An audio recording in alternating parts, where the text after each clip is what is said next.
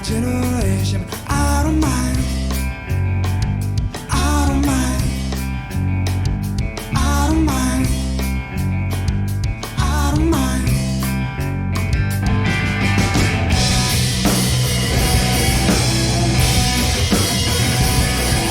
Looking for inspiration in my life.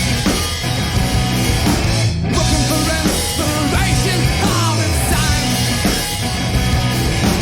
Looking for, looking for, looking for, looking for.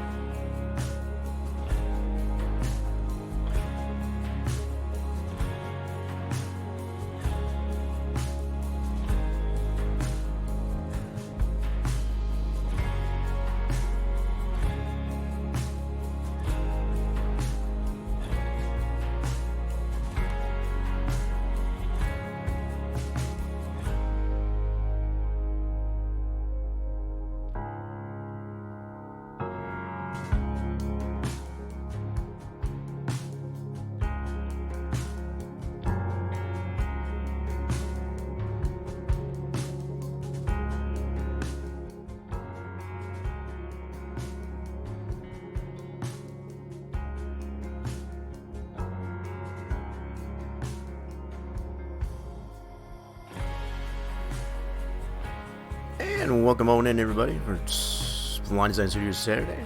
Getting things started up here. A little bit rainy here today. So how's everybody doing out there today? We had Demetrius coming on in here. Appreciate everybody coming on in and check and see what we got going on here. We got some new things to go over with Torch coming in hot, 15 months, I guess, with the resub to the channel. Get some hype in the chat, whatever. For Torch, you got the emotes out there. Spam them out there. Welcome on in. Thank you for that, Torch, for 15 months. Holy crap, we got a 12-month streak going on there. Using that, was that a Twitch Prime? No, just a resubscribe. Either way, fantastic. Fantastic support. Appreciate that support there, Torch. In fact, that's what we're going to be getting into, I guess, here very shortly, I guess, as far as plenty of brand new updates for the Dover International Speedway build for the NASCAR Racing 2003 racing simulation. It took me a little bit, I guess, to get some things figured out, I guess, as far as how to get that on there. Work with Torch a little bit, I guess, to get that somewhat squared away there, and I think we're pretty much good to go. We got just looking at the notes for it. In fact, I'll go ahead and bring this over. I got the track loaded up in here, so we got the pit entry light is now applied. So we got a means to be able to tell what the status of the pit road is, I guess, as far as especially under caution. Both pit lights, as far as the pit entry and the exit, have been updated, I guess, since last time. Some of the other things that we've got applied here. Kind of go through all these. So these are the things that have gone over. Obviously, a new PTF update to accommodate those new changes to the pit lights as far as the entry and the exit.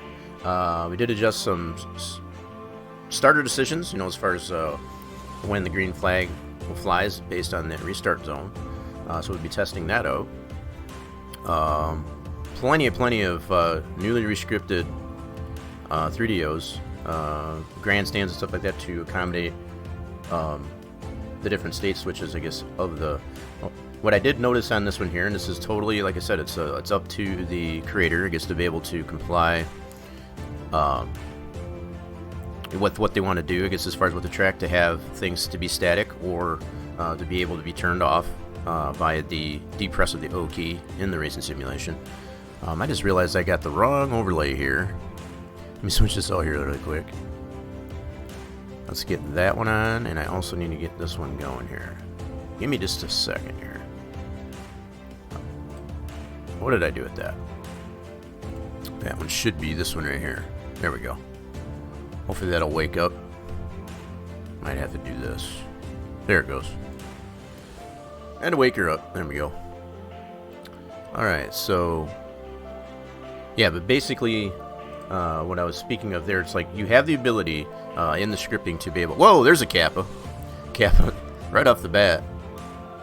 Torch coming in with a jackpot of 500 there.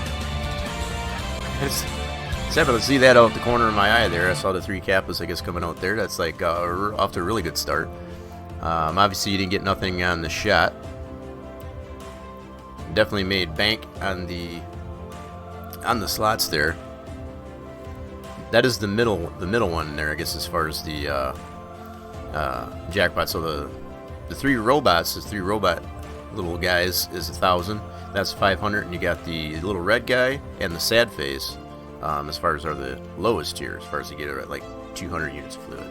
So that's kind of the hierarchy of the slots there. But nonetheless, you did get jackpot on that. That's pretty cool. GG's on that, Torch. But yeah, these objects here, we have the ability to be able to apply whether or not these items get turned off. And it is up to the builder themselves or whatever to decide how that should be applied. What I've noticed with these newly rescripted ones is a lot of them do not turn off by the deep press of the O key. And again, that's totally your own preference, I guess, as far as if you want to do that or not.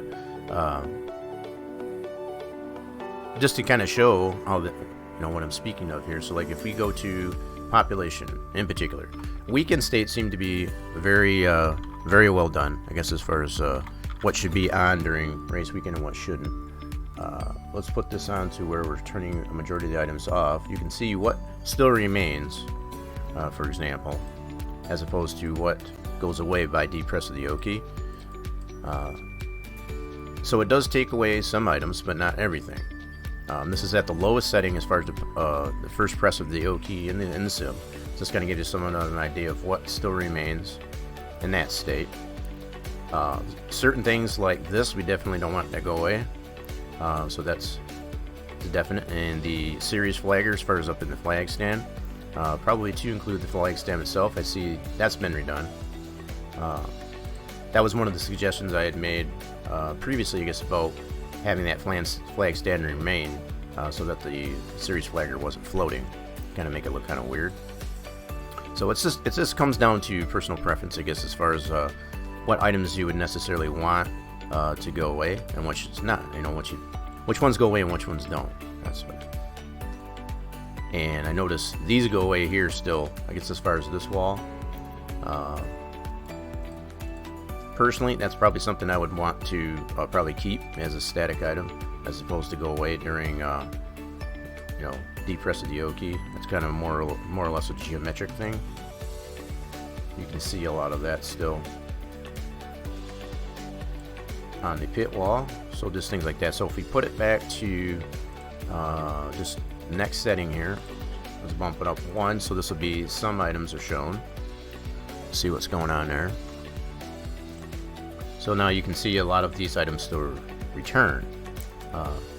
So second press of the O key basically gives you this status. So a majority of the items come back to include the badging on the pit wall and such. And then the highest setting, I think pretty much from this point we got a lot of things already still coming back. So if we go the highest setting, which would be everything is showing, you got all the stuff in the infield that does come in there as far as the campers and buses and so on and so forth. So this is pretty much with everything applied, everything populated into the track. So that's pretty much where we're at with that. Now, as far as the weekend states, check those out here for a second. These are the types of things I always like to check with pretty much any track, just to kind of get an idea of what's going on with it. That way you can kind of tell, you can get a really good idea as far as what to expect, as far as a frame rate hit, for example. If certain things are going to be populated during certain stages of the... You meant to have all the stands stay. Remember to stay also. Well, that might be something you to consider, I guess, as far as if that's wasn't the intent, then that's kind of why I go through all these items. So weekend states, you can see as it was before. This is in testing. In testing mode, you've got that set properly, in my opinion, as far as to have these all remain even during testing. Now, keeping in mind, there's a difference between the population switch and the weekend switch. So if you, from what I'm showing right here, the weekend switch seems to be corrected, as far as like from previous looks at this. So the stands remain during testing. The only thing we don't have is like all the vehicles and the haulers and things like that in the infield, and that's normal, very normal. I don't see any other buildings that are gone that shouldn't be that should still be populated. Yeah, you got the Victory Lane, got the Media Center. The press box seems to be one of them. Maybe to consider. This one still is not. So the press box here in turn 1, that may be something that needs to be looked at, I guess, as far as to remain during testing mode. So some of these other items, like I didn't notice this before. Interesting. Got this little stand up on top of this garage here. I never noticed that just till now. That's pretty interesting. You got a little spotter stand up on this thing. Yeah, so when you check these different states, you can really see the detail in and around the track as far as structures that remain, I guess, as far as when the track is empty. The bridges still remain. Just kind of looking around here to see what's going on with the track here. Yeah, so the only item that I see that would have to be looked at, and there might be more, but that press building here in turn 1. Music's a bit loud. Let me adjust that then. Apologize for that.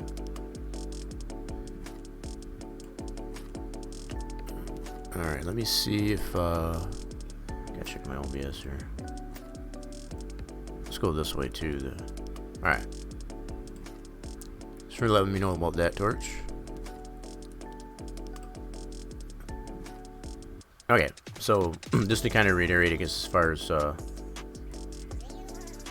yeah, just that turn 1. Now, I don't know if there's anything in here. Let's go back to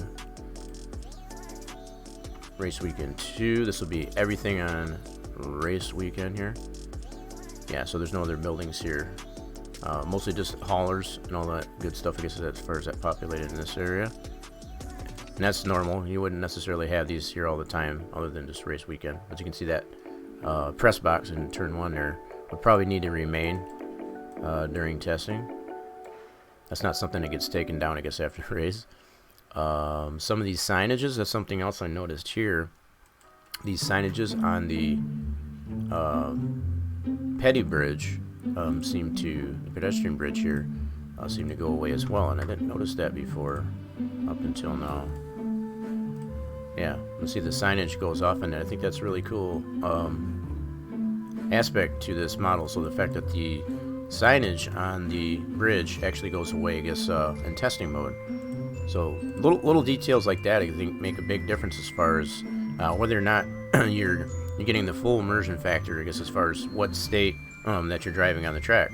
So if you're just testing on the track, to dial in your setup or whatever like that, you're not going to have a lot of that detail, like signages and banners or whatever on things like that.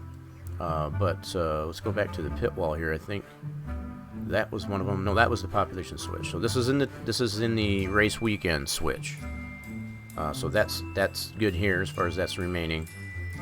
Population switch for the pit wall probably need to be take a look at, and as well as that building. That's the only two things that I'm noticing so far that would probably need some attention as far as that goes.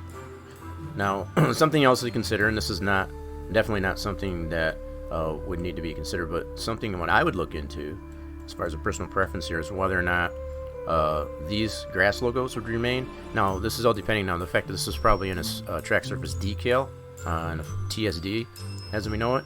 If you were to put these into a model as far as a 3DO, you would have the ability to script these to say these are not here against during testing, for example.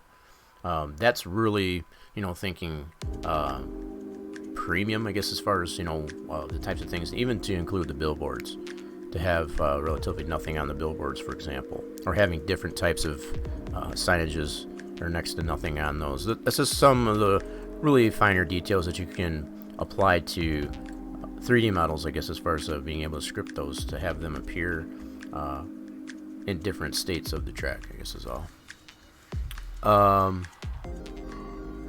Yeah, and that's probably what I figured, because but just demonstrating, I guess, the idea, if you were to put those grass logos into a model, as far as the 3DO, you would have that ability to script it.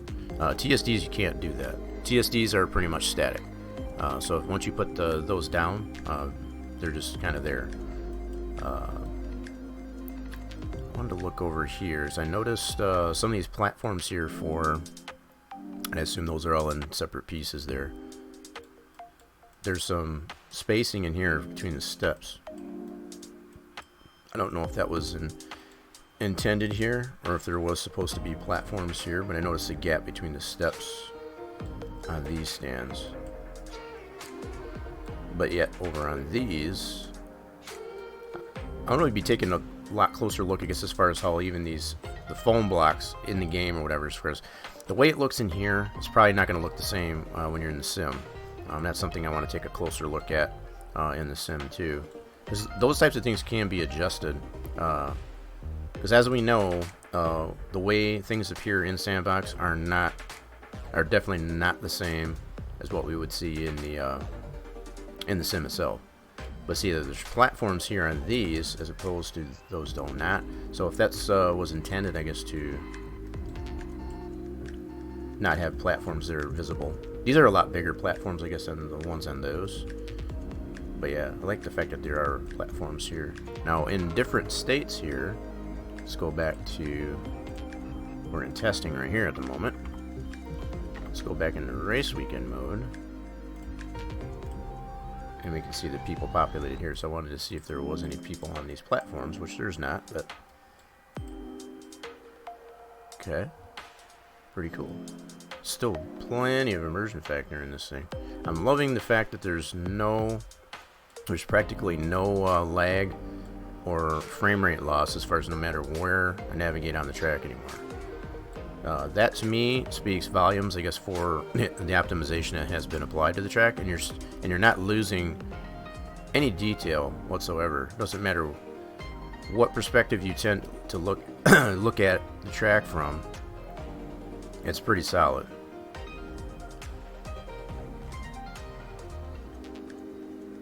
And again, no lag whatsoever. Just monitoring the frame rates. Bet it probably needs flips. Oh, I mean on those grandstands there. I mean that's probably why I bring it up there. It could be. Let's go take a closer look at that. It's very possible. Because as I've, the thing that can sometimes happen is when you're building the model and you might open it up in 3D SimEd to kind of see if it works. You might notice that it's so this platform seems to be here. Oh wait, no, it's in here. Oh, I see what it is. So that must be in one of the weekend states. So in testing, it seems to be gone. So this is in race weekend. Let's check this out real quick. So that might be just a state switch issue. So let's put it back into testing. So maybe it goes away at testing. Let's see what we got going on here. Let's bring this over here. Yeah, so it only goes away at testing. So that would be the race weekend switch. You want to check that to see that remains, I guess, in testing. I mean, the fact that you know, even at this point, you had a lot of objects that were turned off going into testing mode, so it's easy to miss one. But yeah, not necessarily a poly that's flipped. It's just a state switch needs to be corrected on that. So that happens to be, kind of look a little bit closer here. If we go into object mode, and I want to switch this back over to race weekend. Okay, get everything populated in here, and let's see if we can select that. Are we that lucky? Probably not. Let's see, this is the... Well, it does give me the turn 4. Let's see, what is that one? What is that item called?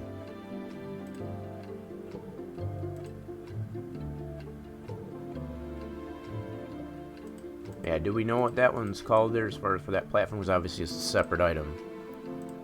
If we know what that one's called, we can actually select that and see what that's, what that's done. I'll leave that up to you, Torch, I guess, to correct that issue, I guess, if need be. But you can definitely tell what the fact that it goes away during testing mode and the rest of it stays. That tells me whatever that's a separate piece. So whatever that happens to be named. Okay, so the restart zone, I did mention there has been some track INI adjustments to it to accommodate better this restart zone. So the green flag doesn't necessarily come out, and we're going to test this in this zone as it should by design. Also, one of the other things that has been adjusted since last time, per what I suggested last week, let's go back into geometry. One of the things I did suggest, and I highly do suggest this, if whenever possible, that you can make the lead segment at least as long front to back as the vehicle, regardless of series. So the fact that that's been corrected here too. Torch has even gone a little bit further, I guess, to kind of enhance this area a little bit more. So the fact that this opening is still in here, going by, I guess, the background image anyway, has been able to, still keep that opening in the pit wall, but at the same time still being able to adjust it. So it might be a little bit bigger than it actually is in reality, but the fact that there's still an opening here, but yet we're taking care of the size of the lead segment, as far as for scoring purposes and all that stuff with the player car as well as the AI. So you can check the name. Yeah, that's all I'm suggesting there. Torch gets as far as to check the name on that. You can drive up into the infield, right? And I mean, depending on whatever reasons that's in there, I'm assuming the first initial reason for having that in there because it's there in reality. But if you look at this opening here for the victory lane, as far as the size of it, and this is all based on the background image as far as just to lay the track out, I guess, as far as the real world information.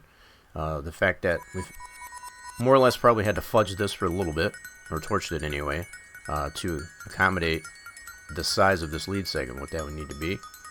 So the openings here, it's just a little bit bigger than it would be in reality is all. But just as Torch has mentioned too, you have the ability of being able to drive up into the infield, and that's pretty nice to be able to have that option, I guess, to be able to do that, because that's something you can do in reality. And I mean, it's so yeah, that's been fixed. What I've noticed as far as just through initial testing, I've noticed a big difference, and we'll be able to see that once we test it in the sim itself. As far as when white flag, checker flag comes out, based on the orientation of the lead car, things like that. Also to, when the start zone, as far as the restart, the starter decisions. Those are some of the things too that have been adjusted, like I said, as far as so all these items have been adjusted, I guess, to accommodate the different state switches of the track. There's still a couple of them there that may need to be attended to. I've got the new track INI in the game track directory as far as to accommodate this new starting zone. We do now have, per the notes, I guess, of what Torch sent me here, a full pace lap, which will be able to start the race on pit road. So these are the regular stalls. So you do not have a starting grid that is on the pit road, as well as the backstretch. So we'll be able to test that out and see how that's working. So those are two of the adjustments that have been made to the track INI as far as the starter decisions and the full pace lap. So we'll definitely be checking that out. I think that is about it. We've got new pit lights already showed, and got all the new 3DOs as far as to accommodate that testing mode. There are a lot of those being shut off. Most of those have been taken care of. There's just those couple there anyway. You couldn't get the pit wall piece I made to match the pit wall color correctly, so you left it out.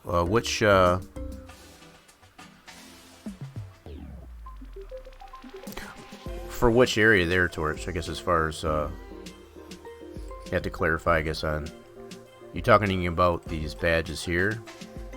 Oh, this one. You're talking about this pit wall here. Yeah, I know it can be pretty tasking. Oh, where it goes to the infield. Okay. Yeah, what I was going to point out here, this is the fact that this is an object for all these here. It is a little bit daunting and much of a task, I guess, to get the texture for the 3DO, I guess, to match the geometry, because the texturing for the geometry, if you're applying that to a facet of a wall, the shading properties, or whatever you want to call it, are different than it is for a model as far as the 3DO. It can be done with a little bit of tinkering to get those to match. One of the ways, and I've shown this before, if you have the ability of being able to take a picture of a geometric wall in the sim here, in Sandbox itself, take a picture of that, put that in your paint program, and try to apply that as your base for that. You might have to tone it down a little bit to accommodate, to kind of compensate, I guess, for, because it's going to add quote-unquote shading or, hue or colorness to it, to the texture, once you apply it to the 3DO and then try to look at it in the Sandbox. Shown this plenty of other times too, as far as to try to get the color of the, that's probably not a good example there. So there's some wall, like in this area. So you can see the differences between the top wall. This is a model texture. So that's basically a MIP texture for the model. This is the geometric texture that's applied to the top facet of the wall. So you can see that difference in there. That's one of my primary ways of, I guess, of being able to try to correct, I guess, that coloring of that, is to take a picture, take a snippet of the texture, like say something like this, use that snipping tool, grab it out this way, and then use that as a guide, I guess. So like I said, you more than likely will have to end up toning it down. In some cases, it ends up matching perfectly. But that's one way to go. That bring it in your paint program and then apply that as your base to your 3D model wall, for example.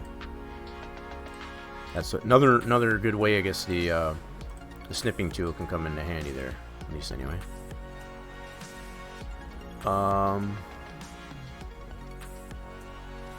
You were mentioning as far as where it goes into the infield. I didn't notice. You said there's an infield wall. I guess it goes here to the infield.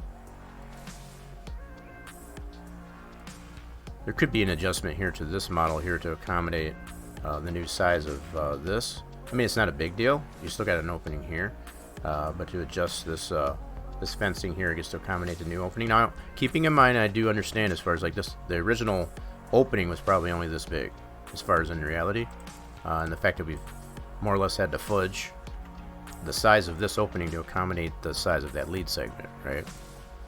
So I know there is already a fudge factor in there, I guess, in there for that, but that's not a detrimental fudge, I guess, that we've had to that Torch has had to apply to this track to make that happen. So you made a wall piece for the pit wall. A binion included. Oh, I see. So in order to make that smaller, you mean? As far as to make this smaller? Yeah, the way you go about that, I know I've shown this before too, the way you go about that as far as to apply a wall section here that's a 3DO, that's just a as opposed to a geometric wall, you'd basically have to get a DAE of the track build, you know, so based on the PTF there, go into 3D SimEd and have it export out a DAE, bringing it into your 3D modeling program, in most cases it would be 3ds Max, and then be able to sculpt that based on the geometric wall that's in that model to make that little piece, for example. So what you're saying, Torch, is it hasn't been able to get that little piece in there is all, which is not really that big of a deal. I mean, that's something you, right now at least anyway, but that's something, if you decide, if you get it you know, figured out, and be able to apply that in here so that it can actually make the opening of this the proper size as far as visually, then yeah, go ahead and do that. Couldn't get the color to match, yeah. Hopefully, I guess that bit of information. Crap, stream's taking a dive. Hold on. No, the audio should still be coming through. Why do you do this to me, Twitch? It's definitely a Twitch thing because my system's running fine. I'm gonna give it a second here.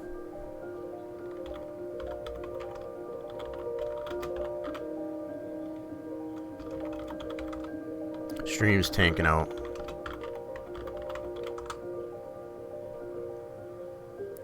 I'm gonna give it just a second.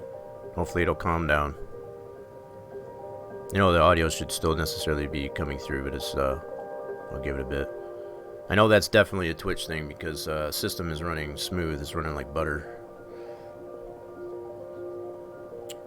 In fact, what I'm going to do is actually shut this down. Don't need that for now. I think that's probably taking some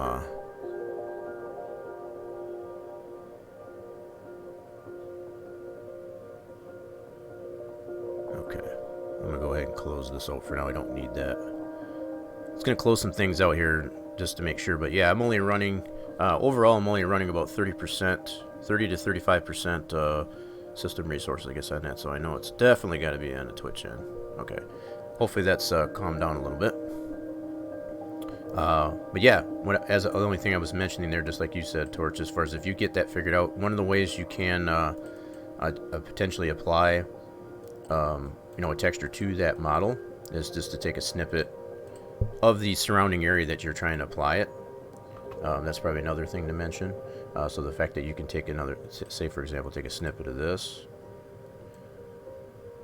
like so, you might have to crop it out and then tone it either up or down. Shouldn't be too much. In most cases, like I said, you could probably just apply that directly to your texture that you're trying to make the 3DO modeled wall, and go from there. As far as it got any logos or anything on that, I mean, that's one approach I guess to take to it. I know it can definitely be tasking, I guess, to be able to do that. Just the way the quote-unquote shading, I use that term loosely because as we know it, Enter 2003 doesn't really have a shader type of mechanism built into the sim. You have to fabricate that, you know, as far as like the shadows that are on the cars and shadow planes that are on objects and things like that. Most of these things have to be fabricated as far as in the form of AO bake or something like that. Yeah, I think that is about it. I know one thing I did, and I'll get with you on that later, Torch, I guess, as far as you were mentioning that you probably wanted to apply the cameras that I had done previous stream, I guess, to the track. You can use those as a guide, or just keep them in there as you will. Those I more or less did it to my own preference. What I felt was sufficient, or you know, worthy, I guess, of the track. I by no means meant for those to be, you know, final, as far as this is the way it has to be type of thing. There's plenty of other angles you could probably have besides the one I've got. But if that's something that you want to, you've got all the information, I guess, to be able to apply them how you wish. So I wasn't trying to overtake that anything. It's just something I become very animate, I guess you can say, I guess, as far as being able to create on that. I've done a lot of assisting, I guess, as far as creating broadcast cameras, I guess, for live events for in 2003, so I just kind of used a lot of that information to my advantage, I guess, as far as to understand. I know James, if Racer James is hanging around with us here, he's working on, at least I assume he is, still, as far as a more modernized version of a camera jig that does include information on how to get the degrees to radians converted. So when you put your object down there, obviously, as we know, it puts it in degrees. So you would have to convert those degrees into radians so that you can get the proper direction, I guess, as far as from the source. And I pointed at this here because that was one of the areas that we were struggling with as far as to get it, halfway decent, I guess, in this turn 3 area. But these look pretty good to me. Be nice to have in case mine turn out like crap. Well, I mean, that happens. I mean, it's I guess what I always do is I always invite the idea for those that are, I'm giving the information, I guess, to show how it's done. And I don't like to encourage, I guess, as far as people just taking a shortcut, as far as to say, like, well, those are already done, let me just use those, But I've got no problem, I guess, with if anything, you just want to use those as a base, just as far as to get an idea. I feel like this is getting louder every time let me turn that down again a little bit. Yeah, I feel like I'm talking over it. Okay. I think we're good now. Yeah. That song in particular on that playlist here seems to be super duper loud almost every time. It's hard to find that sometimes, that fine spot. These fir trees, I noticed in the list there, the last couple of streams here, there's these fir trees. But the thing I noticed is these are kind of in, is this supposed to be dirt? Or is that pavement? Yeah, I tend to question that before. I meant to say something about that last time, but I noticed in the list, as far as the object properties, I noticed there's a bunch of fir trees. I was like, where are these fir trees at?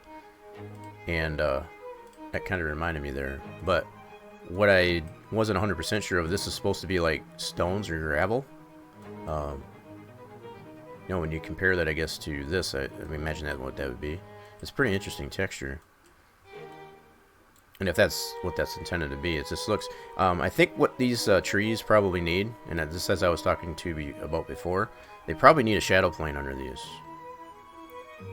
To give it a little bit more depth, as far as... It just kind of looks flat there, for lack of a better way to put it. And I'm not being super critical, I guess, about that. It's just, I think it would look better if you were to take these models. For these, I don't know if these are in one piece. I'm assuming so. And whether or not they're in one piece or not, you could probably put them into a chunk or into a group based on the DAE of the track to include the models. Let me see what's going on here. Let's go into Object View. And you've got...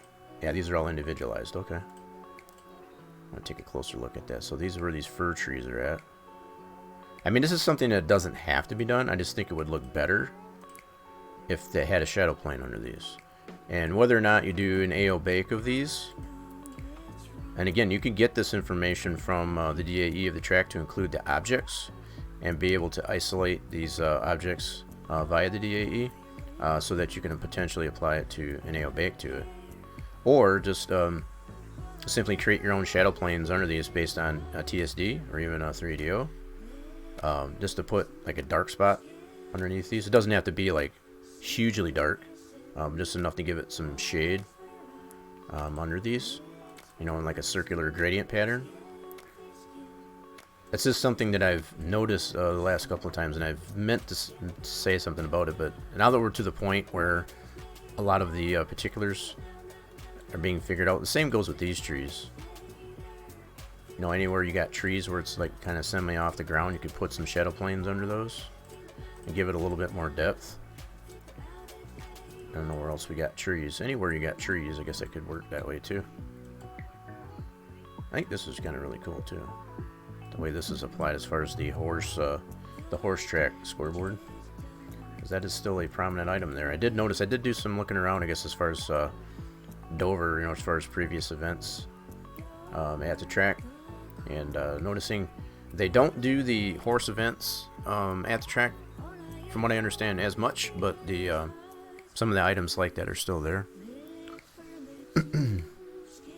Yeah, no, so as far as those trees go, you could definitely get that grouping just the way you have it in the track. If you wanted to apply ambient occlusion by way of the DAE, open up the track PTF in 3D SimEd to get that DAE information, and then save that DAE, import that into 3ds Max, and you would have all that information. You would need to include, because you get the option when you do the DAE,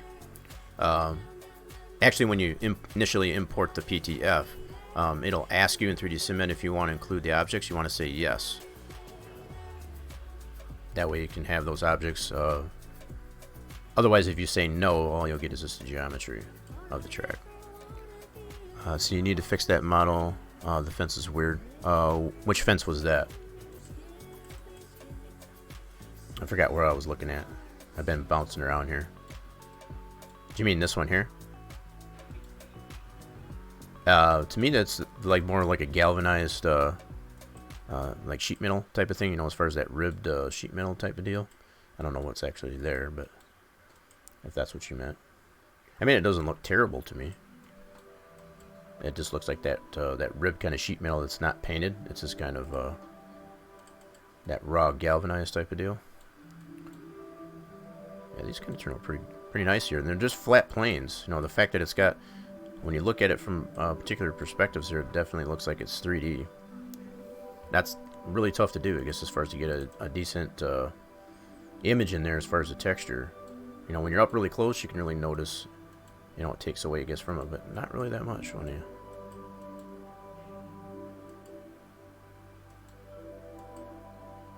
Yeah, so even if you were to put a camera in this spot, you would never know the difference, I guess, as far as... It's got enough definition there, in my opinion, I guess, to... Yeah, so if you wanted to put a camera here... I like to look at, like I said, I like to... when you're to this point, anyway, especially, to be able to just think of ideas as far as where you could potentially put camera angles. So like on top of here. You know, so from anywhere, it's got a lot of eye candy. So there's just giving options, I guess, as far as you know, camera angles, at least anyway. Oh, it's supposed to be a fence. That piece of fence is supposed to be behind the flowers. Oh, was it not? I gotta go back. You got me curious now. So it's supposed to be behind the flowers. Oh, I see what you're saying. So it's kind of clipping through here, I guess. Okay, is that geometric or is that a model? Let me take a look at that. Let's see what's going on there. So we're in this area. So I'm assuming that's geometric. That is not. So we don't have a blue line. As far as for that, so you've got that. That is all a model. As far as in there. So you got some corrections possibly to make in this object here. That's that piece here, so let's go into that. What is that name? So that is named scoreboard. So let's take a look at this really quick. I'm just curious. Done struck my curiosity, so we go into scoreboard. Just want to take a look at what textures we got there and see what what can be corrected in it. Scoreboard. We gotta go up here in the S's. That's the score shack. Scoreboard. There we go. So this is the model. Now I'm just gonna open this up in 3D SimEd really quick just to see if I got the right on them. Yep. But I don't want to look at it from this perspective. Never want to go by how it looks in here, because it's definitely going to look different as opposed to having it in the sandbox itself. So you got it as a plane? Yeah, that's what I want to look at. So I got the right object. I wanted to look at the texture for it, which is, we can go into here and actually look and see what textures we got applied to it. So let's do a find, look for MIP and scoreboard and fence INF. Scoreboard again. Okay, so we got a couple different pieces in there. So this is how you can tell that a model has been, you know, as far as the scripting of it, has been grouped together, for example. Because the fact that I got the 2 instances of scoreboard MIP tells me there was 2 different pieces in here initially to get that into one. So the fact that there's, yeah, those 2 references in there for that. So it's using the 2 textures as far as the fence underscore INF and in the scoreboard. Now we kind of know that the fence INF has been adjusted, I guess, previously with the 2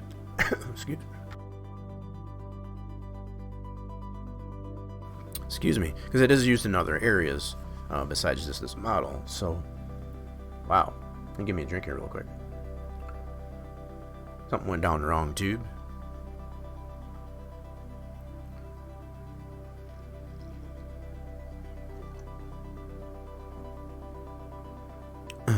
Let's see. I bet when I redid the fence, it changed that texture on the model. I mean, it's possible. That's what I want to look at here. So if we go into scoreboard, I'm going to open up this texture here now. Let's go into WinMap 2, our handy dandy WinMap 2. Hello. Let's see what we got here. So if we go to our track, should be already there. And go to scoreboard. But yeah, you could be right. When you adjusted the fencing, I guess, for the other parts, because it's obviously used in more than one model, that could have affected as far as the look of this this particular one. So that would, yep, that's what'll happen. Especially if you're using the same texture for more than one object. But I'm sure that should be a pretty simple remedy to it. Shouldn't be too hard to correct. Where's that texture at? I'm gonna go to the S's. Scoreboard, there we go. So this is the texture that's applied to it. That's a pretty beefy one too.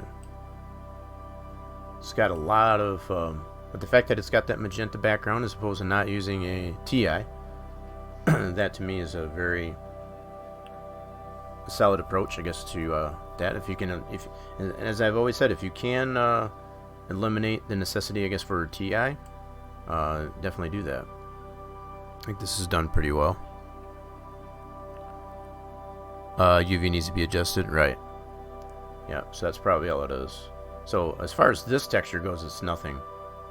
But yeah, as we know, we've kind of shown this from a previous stream, the fence INF had to get adjusted in order to accommodate another area that the textures, that the texture is used.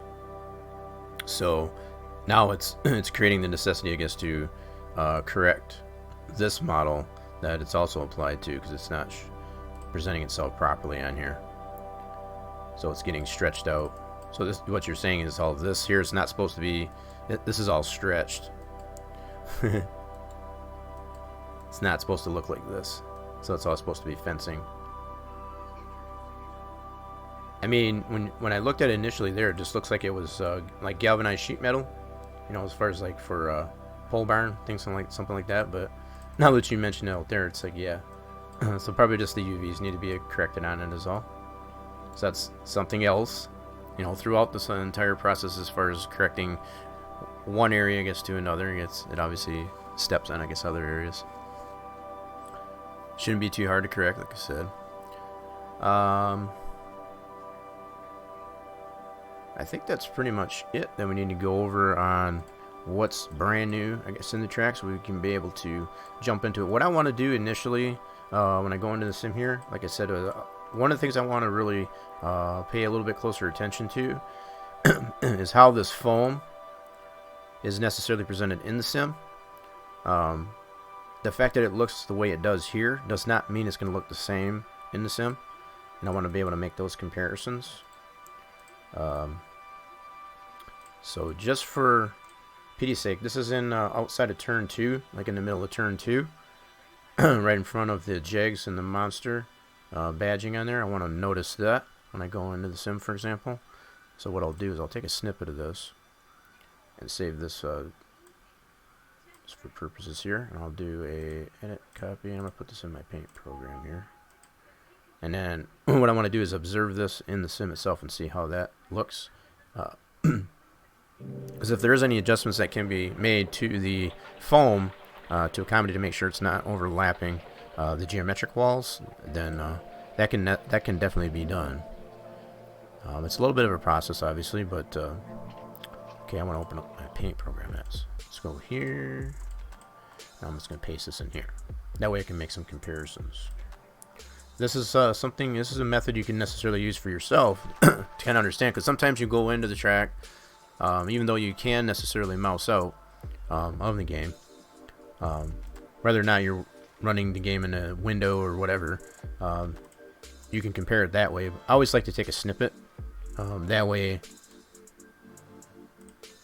I can look at it from this perspective here, so I can put that on another screen. For example, so when I go into the sim, I don't have to go back and forth. I can just leave this up on another monitor and then be able to see, is that looking the same as it does in Sandbox? And if it does, then there's some corrections that can be made to it based on that. Okay, so we are at the point where I want to get this set up to go check this out in the sim. So let me make sure that it's all set up in my profiler. Let's load this up here really quick. So yep, we're good to go there. So it'll just take me a second. I'll bring the wheel over. I'm going to mute the mic for just a second. I'll bring out the wheel over.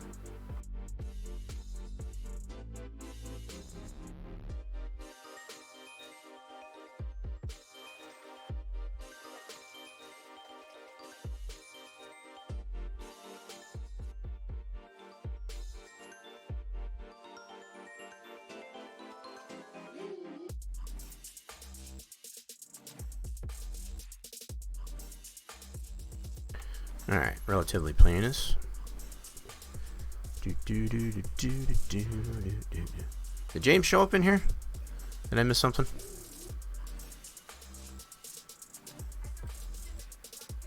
I didn't hear him chime. I didn't see him chime in. But if he is here, welcome in, James.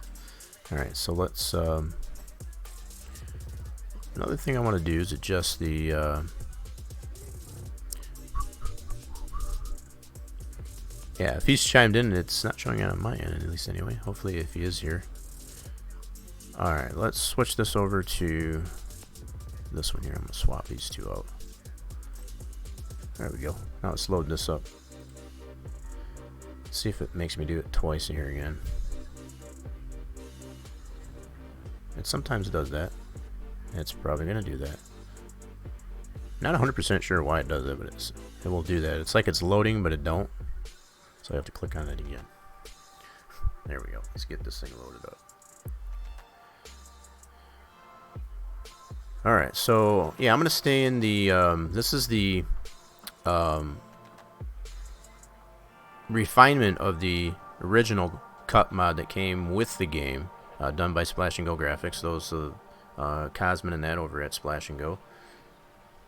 This is one of the many mods that they've created over at Splash and Go, as far as the Winston Cup 98, to the refinement, as I mentioned, of the original Cup mod, as well as the Monster Energy 2019. Fantastic mods. I mean, I'd highly recommend, as far as like I know the site anymore, as far as Splash and Go, as far as for Inner 2003 side of things, doesn't really exist anymore. I've got all the archives that the Splash and Go has created on the Discord. There's a NASCAR Racing 2003 section in the Rock Nation Discord. If you want to get any and all that information, it gets from the Splash and Go mods, as far as their templates and everything that go along with it. Feel free to check those. Check that channel out in the Rock Nation Discord. !social in the chat if you want to get that information. Initially, what I want to do here is just go into testing mode, because I want to check out some of these things. And obviously, you know what I forgot to do? I I'm getting ahead of myself here. I did not create a new DAT file. We got to go through that process here. So we have our track with all the new items, as we've seen, in Sandbox. So what we need to do with all this new information here is we need to create a new DAT file based on our track directory here. So I backed up our previous stuff here as well as the INI. So the new INI is in here. I backed up the previous DAT file that we created last week. We'll go ahead and create a new one based on all this new information. New PTF, new pit lights, and all that good stuff. So everything that I've got in here, it'll pack it up based on just the new, if I click on this, always want to ensure, even though it may look like you've got the name of this here, just to ensure yourself and save yourself a headache, just copy the name of the track folder, simply as so, and rename your PTF so that it matches. Just going to delete that out and paste that in there. Just to, and again, it may look like it, but all it takes is just being a character off. You might have an extra space in there. You might have too many underscores, not enough underscores, something like that. So just to ensure that your track name, you can even go so far, I guess, as far as to get the track folder as far as in the simulation itself. So either way, the fact that I'm rest assured on my end as far as the track edit folder that I have and the track that's in the simulation directory itself or whatever, I know are good, so I can get it from either location. But always good idea to rename your PTF to ensure that it is the same name as your track, so you don't run into that can't load track issue. That's a number one reason why a lot of times track won't load, especially if it's like a really quick message that comes up there. Chances are it's probably the naming of your PTF. So now that we've got this all set in here with our new items, PTF is ensured to be named correctly. We're going to run that program. This one you can double click on it. It's not a command prompt type of issue there. What this utility does, just to kind of refresh on it, anything that's in this folder, this unpack folder, it packs it up to include your track mat, all your textures, your PTF, your cam. If you do have any SDPs for your track info, track win, all that'll get packed up. This is to exclude the make that utility itself. It's designed or whatever to not include that utility in with the pack. So that's I don't know if I've necessarily mentioned that before, but it'll pack up everything excluding the actual utility itself. So here's our new DAT, and we're gonna cut and paste this, copy pasta over to our track directory into our simulation here. So now we can load this up. So I definitely would have gotten could not load track or some type of error, I guess, if I didn't have the data in there. That would not have been going. So the fact that I've got these named as backup here, the simulation itself will not read these files. These are just backups. So it'll only read the ones that are the proper name as far as the name of the folder, track, if you've got anything attached to. Now, I've shown this before too, and this is something else I'll get on my soapbox about. I do not trust. I've had some issues with where you just go ahead and say, for example, just do a copy and paste this in here like so. I don't like keeping it this way as far as where it puts the copy on that, because it always has the tendency to want to read this one first before your updated one. I always suggest to tag something on the prefix of the name of your file. So be it your cam, your DAT, whatever, don't leave it in here like this. It's one of those things just to remove any headache that you could possibly attain as far as like either that or just pull these files out and put them on your desktop so you have a backup that way too. You can do that as well. But always with the rename, I don't trust this as far as to have it with the hyphen copy on it, because it always has a tendency that it's, call it a buggy, simulation or whatever you want to call it, but I've run into the situations where it'll read the old file if you leave it that way, especially if you leave it within the track folder.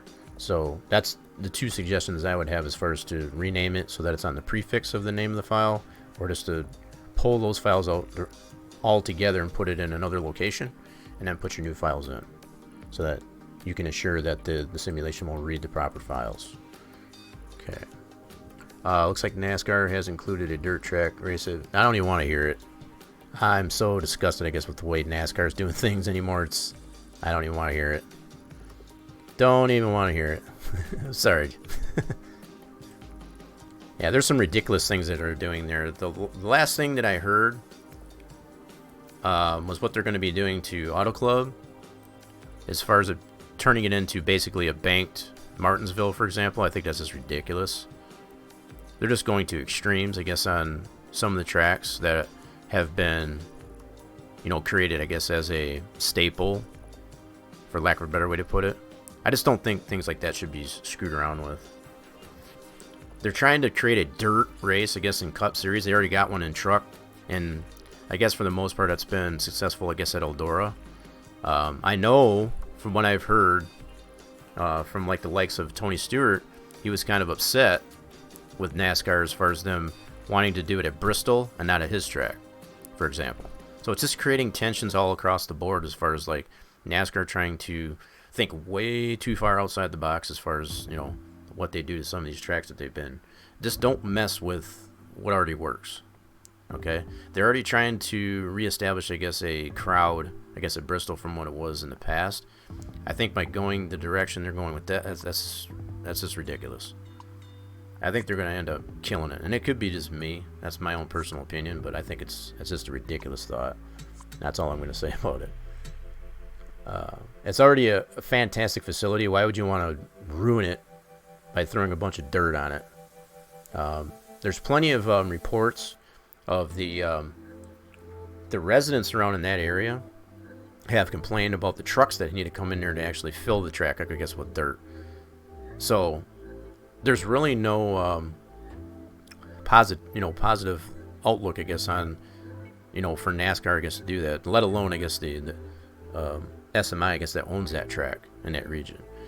There's plenty of confrontation, I guess, with not only that locale, I guess, as far as the residents of that area, having to deal with the trucks coming in to do that, on top of just the cleanup of it, and it's wrecking the track.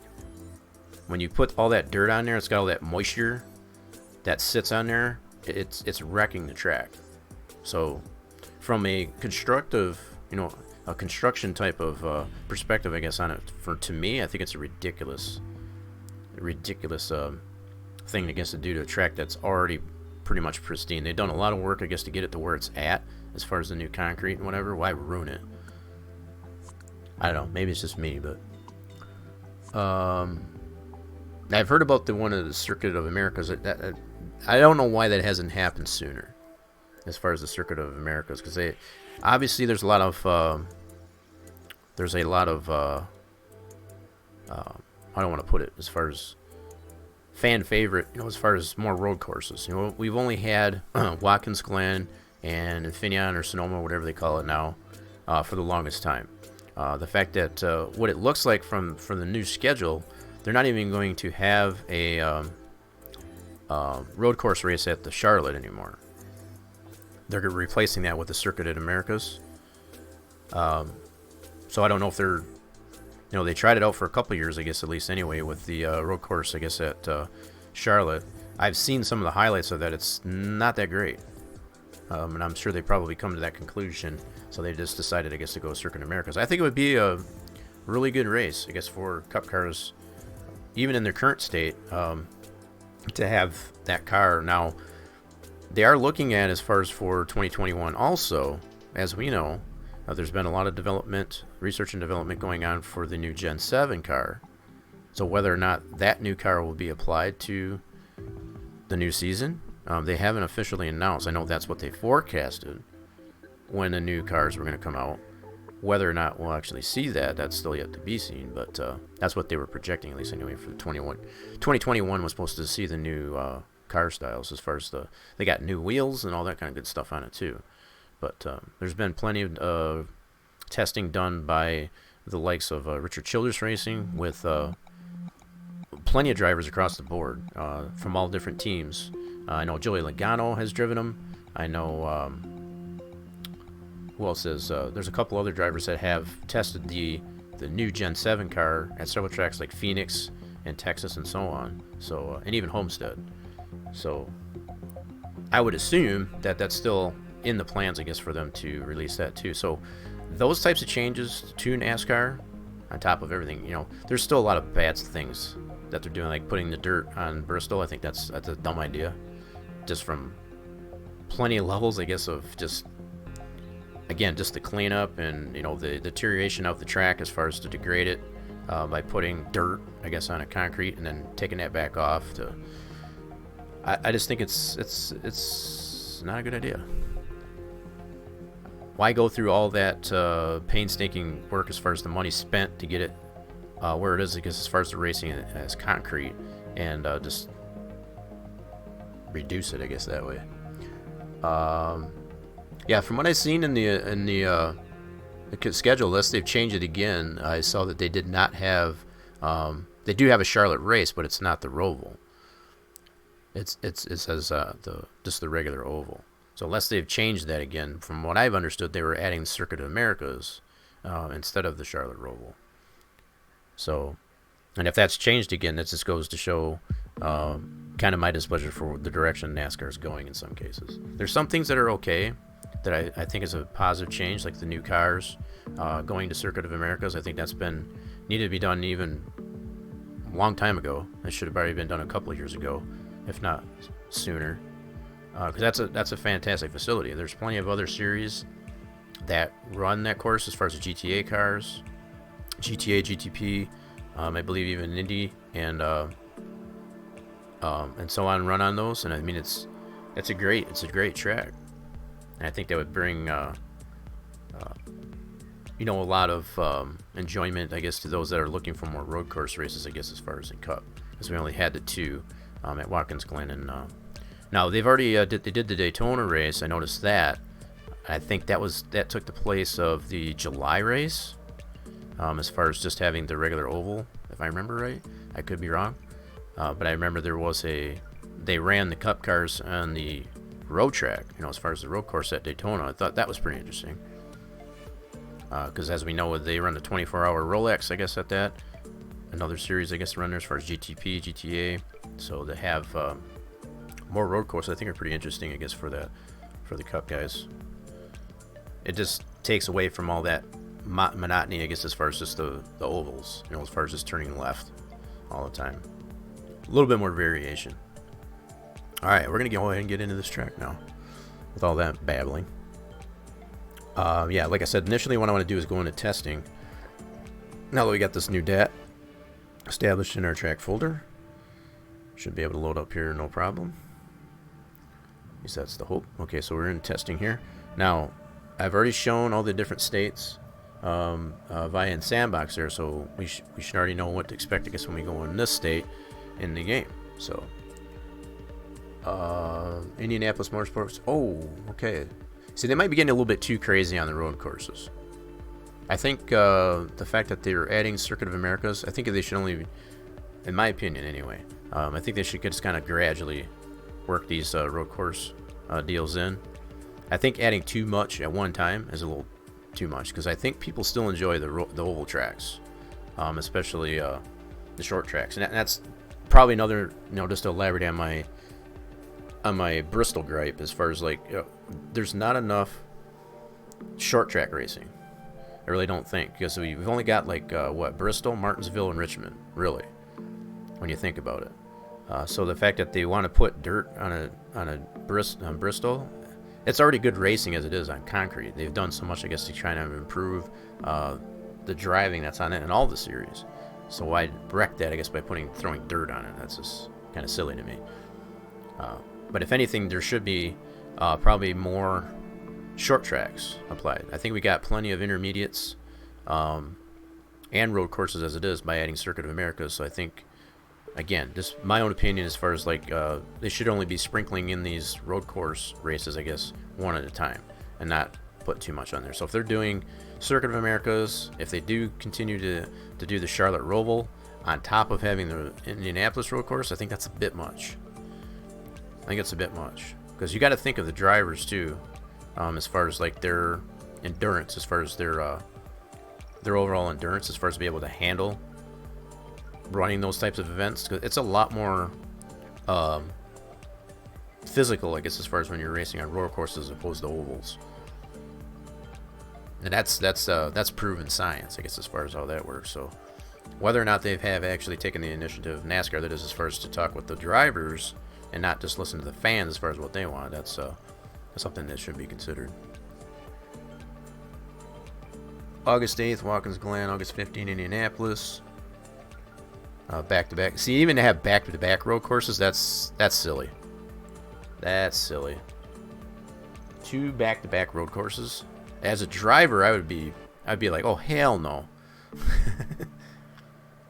Yeah, that's too much. I mean, maybe if they would spread out a little bit more, and that's another reason why I mentioned as far as just being able to sprinkle in and not throw all these different road courses, I guess, all at one time.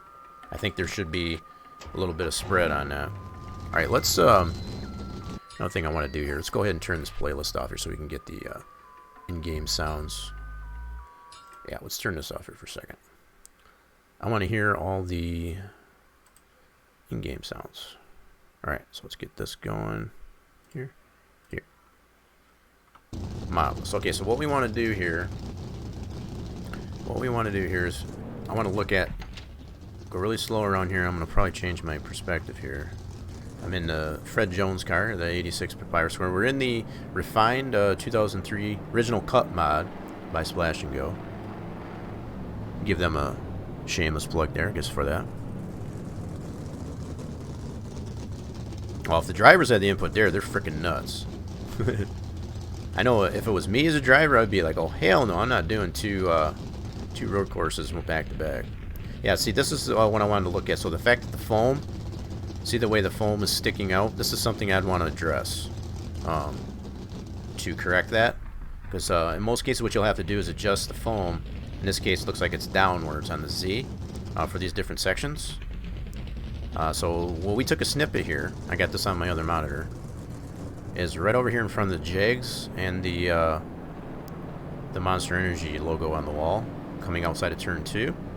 So yeah, all the way down here, I can notice all the foam is sticking above the geometric wall. That can definitely be adjusted. You would have to go into that model for those individual pieces and adjust that. Not only that, don't try to. I can't stress this enough. Don't try to go into sandbox and move that up or down there, because you're going to screw up the whole string. You're going to have to adjust every single one of them. So it's better to go into your original strings that you have in your. Hopefully, if you've saved a scene, I guess for these different pieces of foam, you want to adjust them that way. But take observation, take snapshots of where the areas are in question here. And I can definitely see it doing the same thing as it does in sandbox as far as that top of that foam is sticking out. So that's going to need to be adjusted. So whether or not you just drop the foam down on the Z, that's something that would have to be looked at, I guess, as far as so that foam doesn't stick out. Yeah. So that's probably a fair mention. If you're saving all that foam information, I guess, as far as in your model, this is something that, yeah, I definitely feel it needs to be addressed. So we haven't really taken a close look up with these types of things up until now, and it can definitely be adjusted. But this is what you don't ever 100% want to go by what you see in sandbox. You want to look at it in the sim and see if you're getting more or less the same result and adjust accordingly. And it will more than likely require, I guess, for you to have to go in and out of the game to make sure it's adjusted properly. So just to keep that in mind.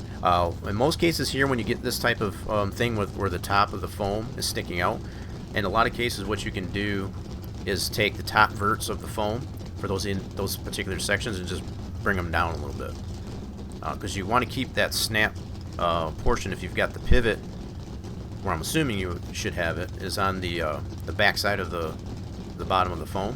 If you've got it there, don't touch that, because that's going to be basically where it's coming in contact, I guess, with the bottom edge of the wall. You know, as far as the bottom edge of the outside wall of the concrete wall, leave that alone. Don't touch that. If anything, just adjust the top verts of the foam, and if you have to do each one individually, or sometimes that's all it will take. That's one way I go about it anyway. Either that, if you don't do it that way, Because keeping in mind, I'm assuming the construct of your foam, you've done it to the proper dimensions as far as the height of it, as far as being the 30 inches. My memory serves me like so. If that's done to scale, leave the foam alone and adjust the outside geometric wall. That's one other way we do it. I think that's going back to my notes, my mental notes. That's basically the approach that James and I would take. We would adjust the concrete geometric wall and/or the safer to accommodate the foam. That's probably actually the better way to go about it, as opposed to adjusting the actual foam itself. That's assuming that your foam construct or whatever is to scale. If you've done that to scale, then use the latter suggestion that I made there, as far as just to only adjust the geometric safer, as far as the wall height of that, and the concrete. Leave the foam alone. So, just depending on how the construct of the foam is done is all. Okay. So yeah, you're just going all the way around here. You can see it pretty much consistently all the way through this. They're sticking up. The foam is sticking up through that. So that would probably be my approach here. Judging by the fact that the foam, like you mentioned there, Torch, that it is done to scale, leave this, the foam itself alone and just adjust the geometric walls as far as the safer and the concrete. Now, when you get to this point here, it tends to fade out. It gets a little bit better, so it's not quite as bad. It's a little bit, it's more in the, and that's common. That's what's going to happen. You'll notice that in a lot of heavy bank track, that's going to happen. So as you get down here where it's not quite as banked, it's not so much of an issue. So pretty much throughout the exit of 2 and going down the back stretch here, it's not as much an issue. There's a little bit through here. You can start seeing the foam sticking up past the concrete and the foam again. So yeah, you just have to go through, in some cases, quite a bit. Yeah, so this we're getting down to the real finer details, I guess, as far as adjustments to the track anyway. So it kind of levels out here again. Kind of go all the way around this here just to kind of give you some idea of what still needs to be addressed. When you get to the main stretch here, I don't know, the back stretch here, it looks fine. Don't have any major discrepancies, I guess, in the orientation of the foam and the geometric walls. I'm noticing some of the shading for the fencing on the top wall is a little bit off. That may or may not be able to be adjusted. So I see that stagger in that fence shadowing on the top of the concrete wall. Just some minor details. So all the way through here seems to be fine. And this is the approach you want to take, is go, you know, just slowly around here and just see what areas would need to be adjusted. Chances are, the more of the areas that you would have to focus on the most is in the turns. So as you enter and get through the apex of the turns, in most cases that's where it's going to be a lot of your adjustments going to need to be made. And that's what I'm seeing so far. So we're going to get into this turn. We're going to start to see it gradually probably be not so lined up, I guess, with the geometric walls. And you can change your view as far as, like, if you want to get up closer like this, however you want to do it. Also, what you can do is you can take a replay of driving around here and use, if you can get the camera control master, yeah, I can see it's starting to spread, getting into the turn here. And again, that's to be expected. This is a common thing here. But yeah, you can take a replay, I guess, of driving around here, and you can use camera control master if you can get that to cooperate, and that way you can pan around in the replay, I guess, to get a better view, I guess, as far as what needs to be. But even this way you can really tell as far as how the foam is sticking out, even to adjust the safer wall, I guess, a little bit further away from the front edge of the foam. You want to have a little bit of the foam, you know, kind of bleeding in, I guess, to the geometric wall, but not quite this much. This is a little bit extreme.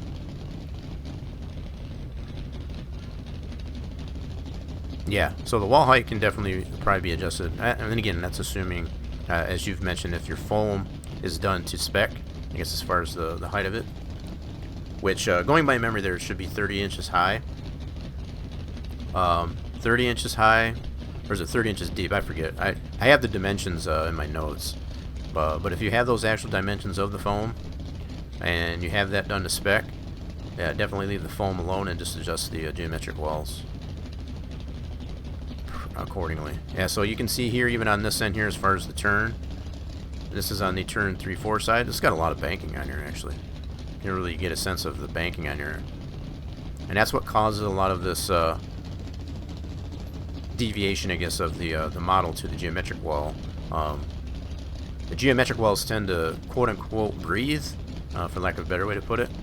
They will fluctuate, I guess, based on the increase in...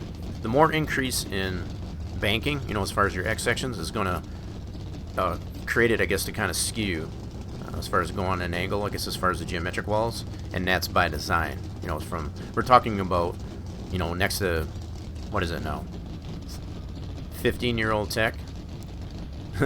As far as the way they came up with that, they wanted the wall, especially if you're setting it up in this orientation, as far as being perpendicular to the track, so it will follow the contour of the track itself.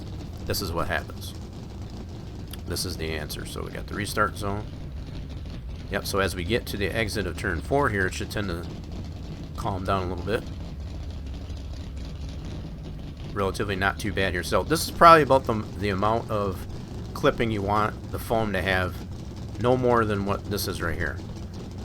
That's probably pretty decent. So about right where that shading is on the tip of the foam, that's about as much as you want bleeding into the geometric safer. That's pretty decent there. Probably just adjust the height. Yeah, probably just adjust the height on the safer, just a tad. May need to get sucked in a little bit here in some spots. Right here doesn't look too bad. But another way you'd be able to check it, as far as, like I said, is to make a replay, and whether or not you set a camera up based on your cam files. I've shown how to edit the cam to put it in particular areas to get a better view, I guess, as far as what's going on. You can definitely go that way. Now, what I'm noticing too is the blimp is in here during testing. Usually you don't have the blimp in during testing. Again, that's a personal preference. I guess if you want to have the blimp in there, that's totally fine. I think that's the way James had set it up, if I remember right. To have the blimp in there during testing. That's all his scripting. But in most cases, the blimp is not present, I guess, during testing. Yeah, so it's just continuing, I guess, to monitor. Something else that I'm noticing too, as far as the off skew of the seams, the welded seams there, you can see the double on the top of the safer. That's something else I'm noticing pretty consistently all the way down. That's something I would adjust, as far as to not have that double seam. It should only be one seam. So that's something else to possibly take a look at. I mean, that's just what those finer details. But pretty much consistently all the way down here, I'm noticing the double seam here, I guess, on the top of the wall. Not so much on the front or the track-facing side of the safer.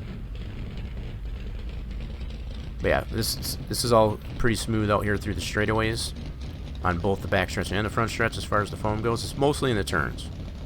So it's probably starting at the entrance of the turn, the apex all the way through the turn, and then the exit of the turn is probably where you want to focus the most attention to.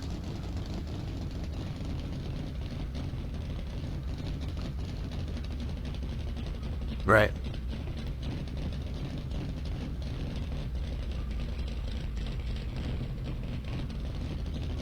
Just going all the way through here. Yeah, so definitely any adjustments that you've made to geometry is going to affect. It's going to affect, I guess, as far as how these things. It doesn't look too bad here in the entrance of this turn. Maybe, yep, you can see that little bit of a gap there on that piece of foam. Right near the middle of that monster logo, I guess, going into turn 1, and then it starts to, yep, you can see it. The foam is sticking up above on both the concrete and the foam, the safer, I should say, geometric walls.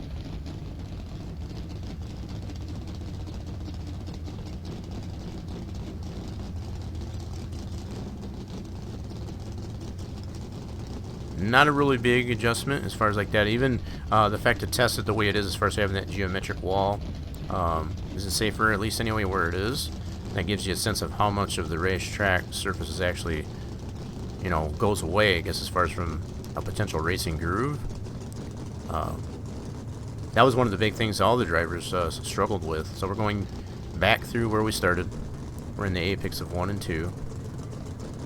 So yeah, we can already see what that. So that's about the only thing so far that I can see needs to be adjusted. We're going to check out on the inside.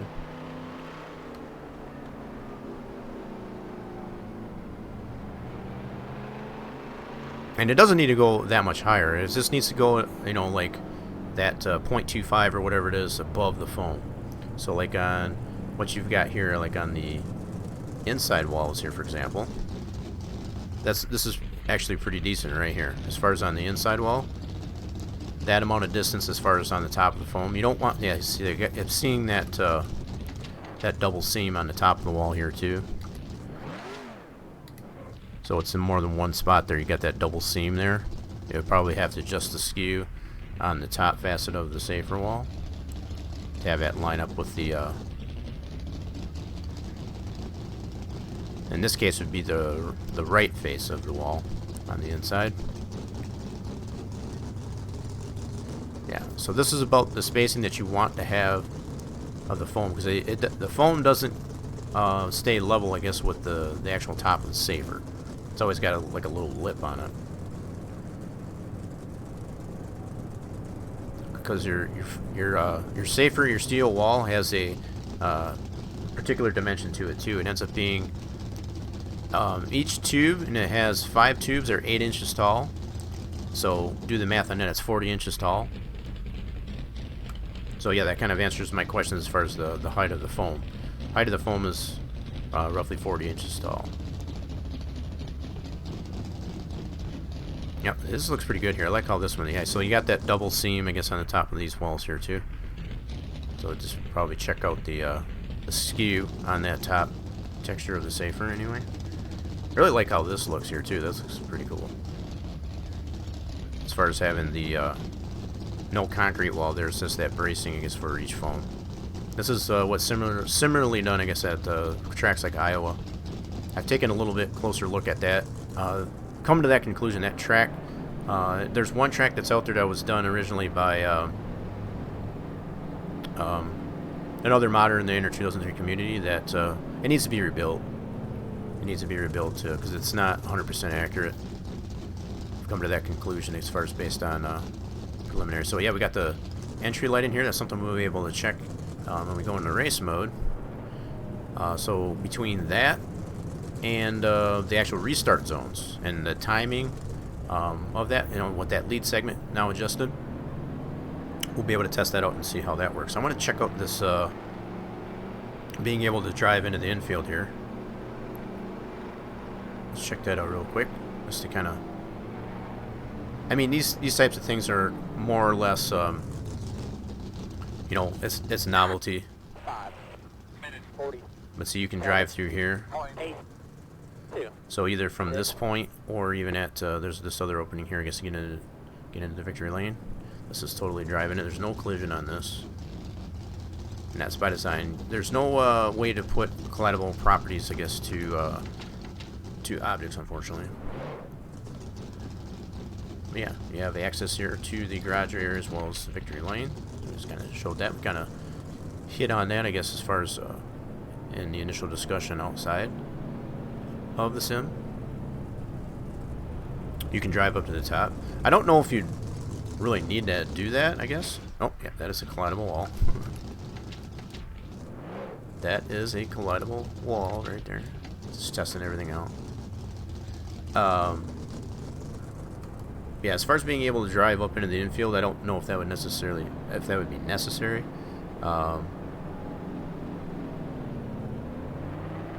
If it does have that ability, I guess that's oh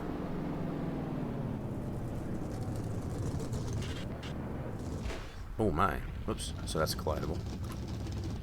That's just poor driving on my part. It's kind of a steep. Yeah, that's actually got a wall there yet. So yep, that's still got a wall in there. And that's probably not a bad idea to do that, to be honest, because you probably don't want to have access to that. Because I'll tell you something. When it comes to online racing, that would be an exploit as far as a driver to find to be able to do a lap in the infield. So not having access to the infield like this, that's probably a better idea.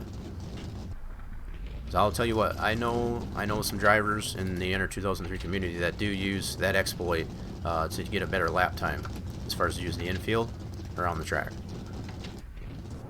That is a huge exploit that I came to realize pretty quickly on as far as in development of the SPP tracks.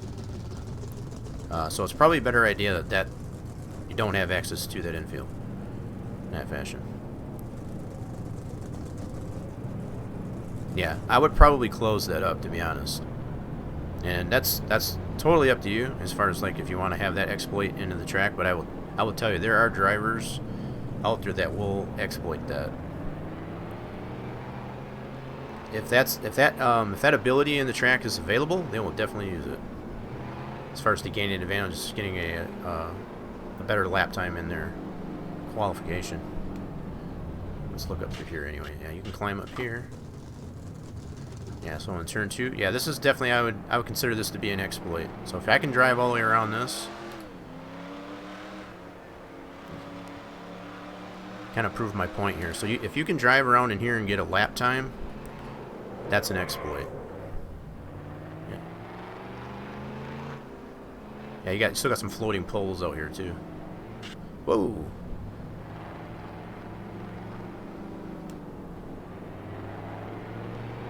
Yeah, I would consider this kind of an exploit. So if there's no booby trap in here, see how you can get a lap time. Now I went pretty slow. Let me do a. I'm gonna go over. Oh, you got some booby traps in here, so that's probably good. The hell happened now? I'll tell all them boys on the spot stand this thing can go any second. But the point I want to make here is you can actually get a lap time in here. It's a little bit tough, I guess, to be able to get some traction on here, but it can be done. I think that's kind of weird to the blimps in here. I do remember that, though. I think that's the way. Yep, so there is some booby traps in here. That's probably a good idea. So probably as long as there's some booby traps in here, it should be okay. The hell happened now? Might be blowing up. Yeah, so probably the fact that you got some booby traps in here kind of takes away, I guess, from them trying to exploit it. It will wreck your car. Yep, so you do got some booby traps in here. 58.754. Yeah, so if they were to try, yeah, so yep, the fact that those are in there probably will help, I guess, the exploit there. Yeah.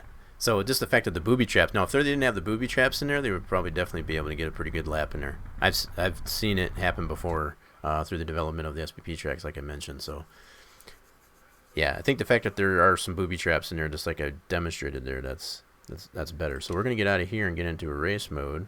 Yeah, it does wreck your car up pretty good too. Yep, that's a pretty decent booby trap in there. That's for sure. Probably not a bad idea. Alright, so we'll go ahead and get out of this. And now that I was able to show, I guess, as far as some of the other things that can still be adjusted to the track in that fashion, we're going to move on. Going into the race, and we're going to be testing. Two primary things I want to show is the correction, I guess, as far as the timing, when the flags come out, that restart zone and all that good stuff, as well as the function of the pit entrance light, because we didn't have that in the last couple streams. So let's go ahead and load this up in race mode. We'll go to single race. Okay, and we'll do that 20 laps. That's fine. And we want to make sure we got 42 cars. And we're going to do full pace lap as well. That's something else we want to test out. See what's going on with that. So probably what I'll do is I'll try to get up. I'm going to do a qualifying run.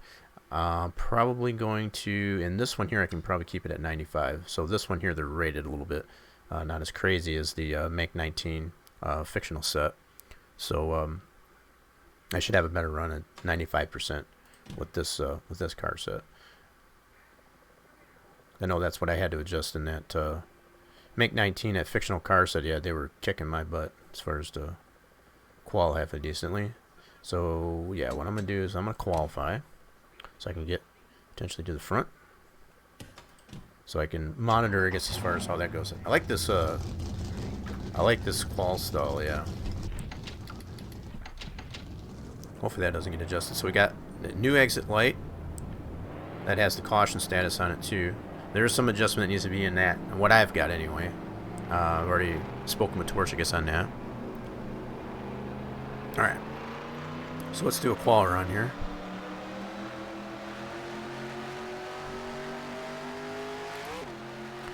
And by depressive the O key, I can turn off those same items as I did in Sandbox. You can see the... And now I'm got them all loaded back up in there. You can see which ones should turn on and off. Whoop. Alright. Now we're going to do a solid run here. Here we go. I kind of wrecked the right front, I think, a little bit. Hopefully that doesn't hurt me too bad.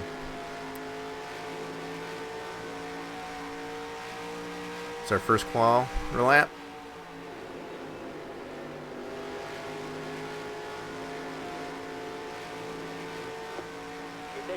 Yeah, so I can already tell right off the bat as far as that when that flag come out there, it's right on point. Doesn't come out too early or too late. And that's all due to that lead segment being adjusted. Lead segment is the hub of the whole track as far as how the functions of those types of things work. To include the restart decisions and so on. Perfect. That is just perfect. Comes out almost exactly right around when that restart zone is. That's where it should. Alright, and that's all based on the lead car too as far as when we race. So where did we qual anyway? We got second. We're at outside pole of Johnson. Okay, not bad. Pretty good run for hitting the hitting the right front, I guess, under the wall there. Alright, we're gonna go ahead and right into the race. We're on the outside poles. At least we're up in front. That's all I want. Now this is on full pace lap. This is what's new to the track. We haven't had this full pace lap, so we're starting off a pit road here. Already pretty cool. I like it. Very realistic. Yeah, I didn't think that was bad at all. I guess as far as especially for tag. What are you doing there, John boy?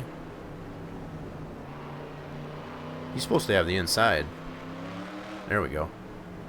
I've got outside pole. There you go. I don't know what the heck he was doing. So anyway, we get to start the race full pace lap this time around. This is the first time since we've been able to race on the track. We've been having to use the backstretch, you know, as far as the non-full pace lap. So I'm going to go in this view here so I can see exactly where we'll see that flag doesn't come out until we hit that restart zone. Oh, we don't want to.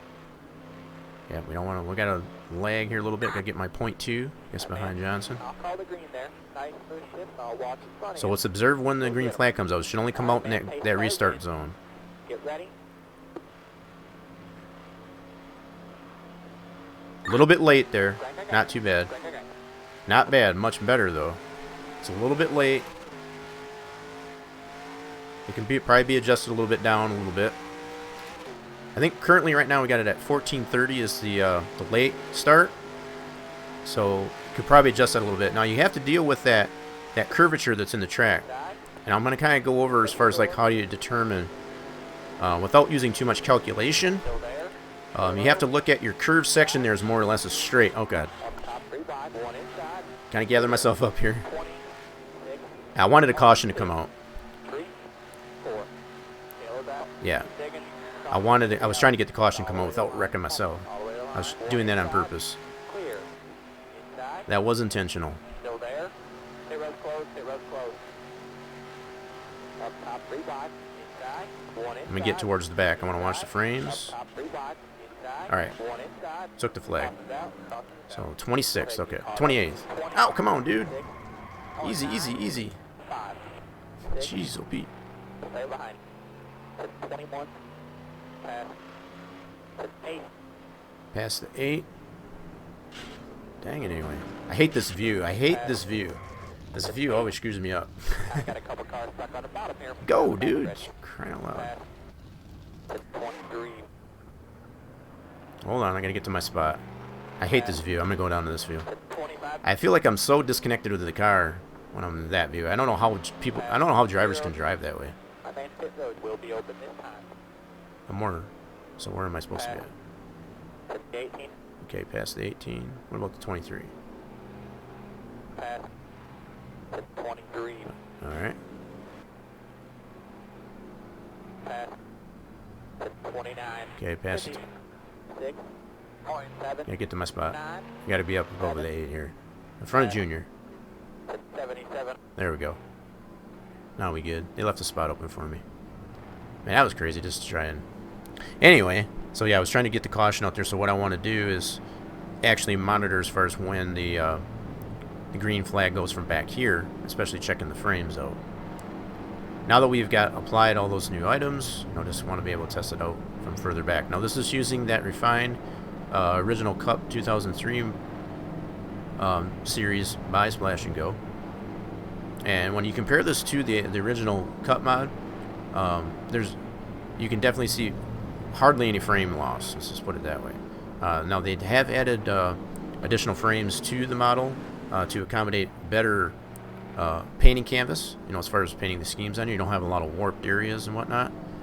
And that's all thanks to the likes of Cosmin and that over it. So there's the one to go. But they tried to depict as much as well as possible, I guess, the original Cup cars, to include, I guess, the beer cars. You saw the Budweiser car as far as Junior's car. And so instead of putting just the generic labeling, I guess, on them like Pappy did in its initial release there, so a lot of those things have been, you know, adjusted the way they should have been in the first place. But, you know, due to the licensing, we understand that's something that Papyrus couldn't do.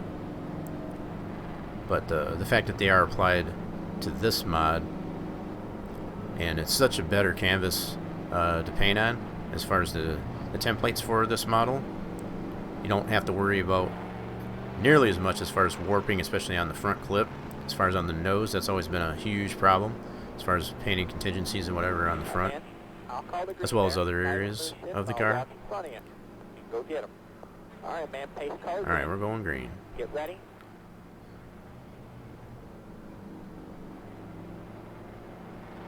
Yep, I can see it from here. I know it's hard for probably to tell on stream, but it's a little bit late on the restart yet, on that late restart, so we'll have to probably tone that down a little bit. Maybe down like to 14. Well, and we'll look at that once we get out of this race, as far as to see where it would be a better option to.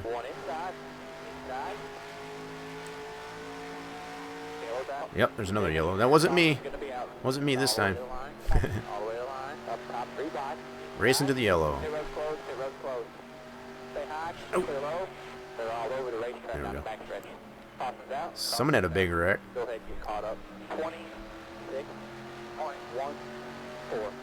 I'm more or less just trying to force my way to the back to just check the frames on it as all. Pretty decent for this mod. We more or less get the same result on the original Cup mod too, as we've tested with the track too. B4. Probably come down in the pits. So I should have qualified outside poles will be in the second stall. My main pit road will be open this time. Yep, so we got the light. You can see the light is working. Pit road speed 35. Perfect. Eagle man number 3000 second gear. I want a speed here. Pass 0, 1 car. Remember, just get it stopped. Look at those cars wrecking on the track there. That's crazy. So I think some of the LPs might be a little screwed up yet. They're trying to find a pit road there, and they're not able to. So I got a little bit of a crunch here on the not too bad, but you do got a little bit of crunch on the frames coming down pit road. 7.882. I'm just gonna go ahead and get some tires and get some stuff fixed here. Perfect. Now I'm going to check on... Yeah, so we still got some adjustment to the pit stall location. See how the tires are clipping into the wall. That could be something that can be addressed as well. I noticed that in the corners when I was starting at the back there. But definitely even on the straights here, you got the tires are clipping into the wall. That's more or less going to involve an adjustment to the D-lat, as far as to move it away from the wall, especially on the straight. Going a little easier with a little bit bigger arc. Oh, quit your bitching. So we got the light here is working. So that's on green. Got the caution there. You see the caution lights flashing. Why do I gotta go to the back? What did I do? Did I speed? I didn't think I sped. Why the heck? I don't know why I'm going to the back, but whatever. I gotta go all the way around here. Yeah, so we got both lights working as we can see. Actually, turn this off. I'll go back down through the pits. Just to kind of show how that's working. We're still under caution. So you can see the light working there on the exit. I'll go back down through the pits just so we can see that function. I don't know if I sped or not. I didn't think I did, but maybe I came in too hot. It's very possible. I was trying to look at the light function and all that stuff, so very well could have. Yeah, I'll probably do that too there, Torch, as far as to start from the back. So this will be my first initial try. I guess on it starting from the front. I want to see that start. Yeah, but see, we can see how that light's working. Got much better visual. So the caution's out. Our caution's one to go. Yeah, I might have came in a little too high. Going back down through the pits with no cars here. So we got better, got a little bit better frames. Yeah, I did speed here, yep. That's probably what I did then. I probably went a mile an hour over. That's probably what happened. I just noticed I was at 36 there. 35 mile an hour down here. So we'll be able to see this light on the end of pit road here. It's green. So that light's working. So I was hoping to get it while it was still red. Yep. I'm pretty sure I was too. We can't even get a good fucking read. What the fuck do they expect? If they want to, correctly. Language. For anybody that doesn't want to hear the language. They can fucking do it. It's fucking bullshit. 2010. We gotta go tail end along the line. There you go hard. Love my spotter. Alright, here we go. We're going green. I'll walk in front of you. Go get him. Stay behind. It's 2 cars. You gotta go to the back. We're in the back. Don't worry about it. We're good.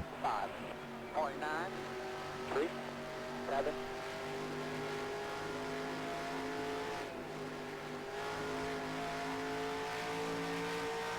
Yeah, the Wingfoot one up there does look good during. Oh god, what is going on here? Holy crap! The hell is going on there? Yeah, so you can see the red lights working on that. Pit's closed. So I gotta go back around here yet. So that, I guess I get to at least check that function of the pit entry light anyway. I don't know what the heck was happening there. They were all slowed up there. I was like, I just closed right up on them. I was like, what the?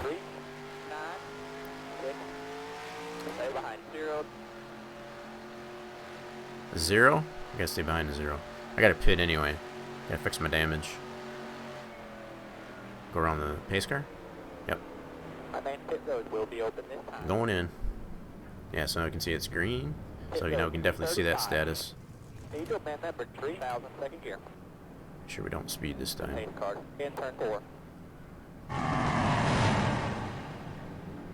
23 Skidoo, J Rockin' Hype, J Rockin' Hype. That text-to-speech, I'm telling you. What the heck? James coming in with the resub for 23 months. What the heck was that all about? 23 Skidoo. J-Rock and Hype. Okay, that's what it was. I was like, what the? Oh. Welcome on in, James. How we doing? That was funny. Need a good laugh, that's for sure. Thank you for the 23 months there, James. Oh, quit complaining. Yeah, so we're green. Yeah, you can see the adjustment that needs to be made in the caution lights there. They're a little too low. I already mentioned that to you, Torch. I'll leave that up to you guys to make that appropriate adjustment. When it comes down to using that light, you want to have all the coordinates the same on both the PEC lights, as far as for the caution lights, as well as the structure itself. There you go. Go hard. So that's just a minor adjustment. Like I said, just leave that up to you, I guess, to make that adjustment. The pit entry light looks good though. Got that one done just the way it needs to be. Major T. Magruder, how we doing? Welcome on in. Hope you're doing well. We're just testing the new things going on with the Dover International Speedway track build by Torch. So far we're being able to demonstrate the new pin entry and exit lights, as well as the restart, all the timing and the restart decisions and all that stuff. There's a little bit of adjustments that still need to be made, but not too far off. 30 minutes left on auction for a 3D scanner? Like a 3D printer? Like a 3D printer type of thing? Or is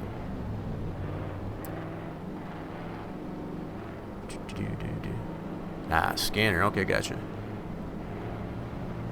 Well, good luck on the auction. Hopefully you get it for the price you want.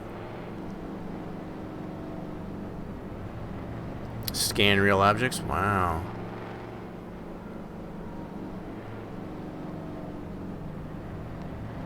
That we could probably pair that up nice with a 3D printer. Take that information, plug it into a 3D printer, and actually print it. Alright, we got one to go here. I'm going to keep the stats off on the top left of the screen just so we can see the functionality of pit lights and all that good stuff. 5 to go. 1 minute 19. Hoping it helps with car building. Ah, I gotcha. 2, 4. Could use one of those for car audio. Yeah, as far as creating like speaker cabinets and stuff like that. You can imagine. So like if you wanted to create a form for trunk speakers or something like that, I can see where that could be useful. Yeah, I could definitely see those. Probably lots of applications for that. Car building. Take one of them bad boys, I guess, over to a track and actually be able to scan. Right, man. I'll call the green there. You can tell iRacing, screw your LiDAR. Go get 'em. Screw your laser All right, man, scans. cars in. Get ready. I don't even know. How much does one of those things actually go for? I didn't think those are probably cheap. Too cheap. Here we go. I'm going green. Yeah, I wouldn't think those 3D scanners would be all that cheap.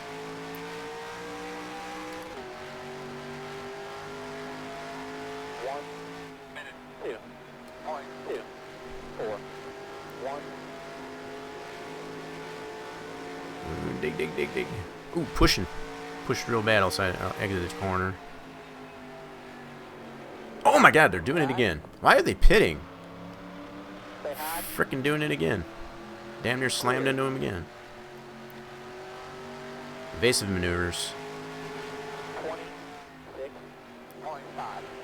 He had all that caution. I don't know why they didn't pit then. That's crazy. Losing track position doing it that way.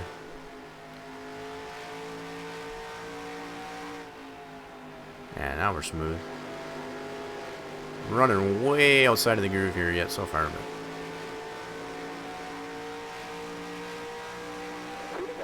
2 to go. I want to see when this flag comes out. Now, this is what I want to see. From what we remember last time, see that flag's coming out. Now it's going by the leader. So the fact that I'm way back here, I'd have to go by the leader. So that would only help to be able to monitor that if I was running more towards the front. So that goes by the leader. So I won't be able to test that unless I'm running up in the front. So I would definitely need to be up towards the front. But based on where I was at in comparison to where the leader's at, that's what that flag's going by. So the leader's way up there. So I'm definitely going to have to try to test this and try to stay up the front next time. I do want to try and start from the back so I can check out the full pace lap from that position. Just to see what it looks like, at least anyway. So the race is over. Yeah, we gotta get a little bit better. Cool. 10-4, man. So at least we get to see it from that perspective. I guess from the back of the field, finishing in that way. But yeah, I want to get a better feel, I guess, as for being able to finish towards the front, so we can see that timing of the things. Because from what I've tested prior to the stream there, it's a lot better. There is a little bit of adjustment that still needs to be made in the restart zone, especially that late decision. But that's easily corrected. We'll take a look at that, like I said, as far as. But what I want to do first is go out of this and start from the back, so we can see that starting spot, I guess, as far as on the full pace lap anyway. We'll check that out. And then I'll do another race, I guess, with starting in the front, and I'll try to stay up in the front. Yeah, you're dumb. Yeah, make your own dash kits. Yeah, there you go. That's another good one. Good ones are 1,000, 5,000. Oh, as far as the scanners? Yeah, that sounds about right. They get up to 20. Yeah, I kind of figured those are pretty expensive.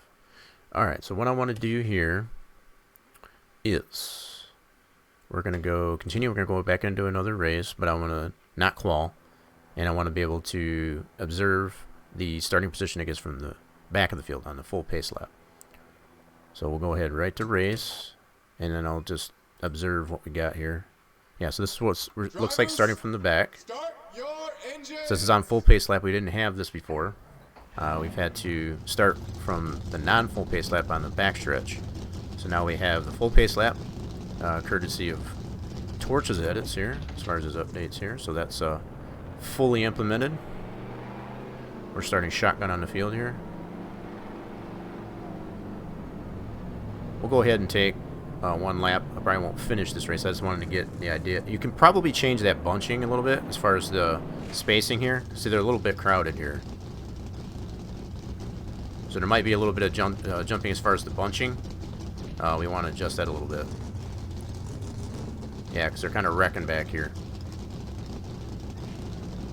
Yep, a lot of that's going to be due to bunching. Yeah, so they do kind of figure it out a little bit, but yeah, that's a little bit.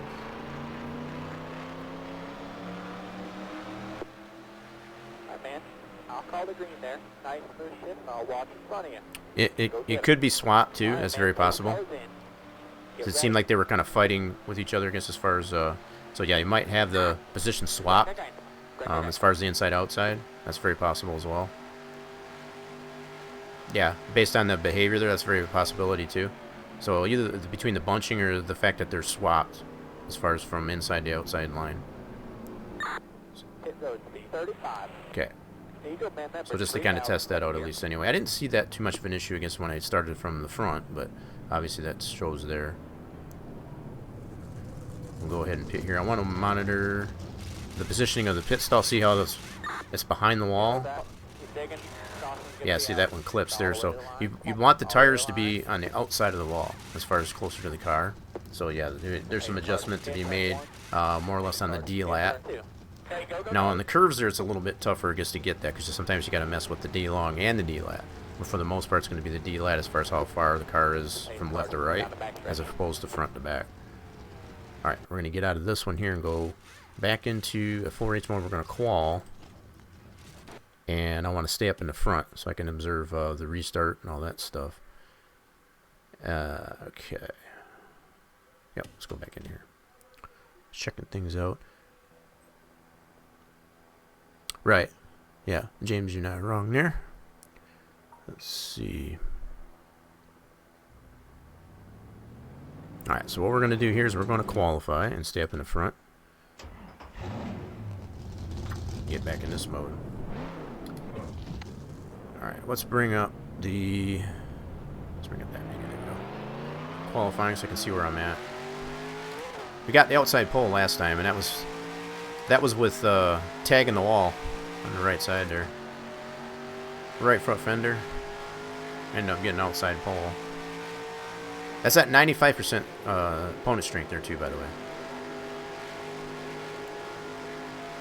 This is using the refined 2003 cut mod, the original cut mod by Papyrus by Splash and Go graphics.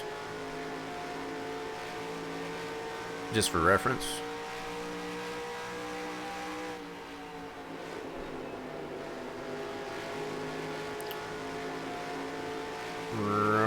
deeper than I did last time. Yeah, see right there I can already tell, I guess, as far as when that flag comes out there for the final lap. It should not come out until you get pretty much into that restart zone. That's kind of my reference for that. It was coming out way earlier before. So with adjusting that lead segment, it more or less it helps the timing. Yep, much better. Still got outside pole. Oh, nope, there it is. I was going to say I had outside pole there. So I'm out. I got the pole there this time. Cool. So let's go. Happy Harvick is on the outside. Okay, cool. Nice. Yeah, so I like running. The way they got these cars rated are much the same as the original Cut mod.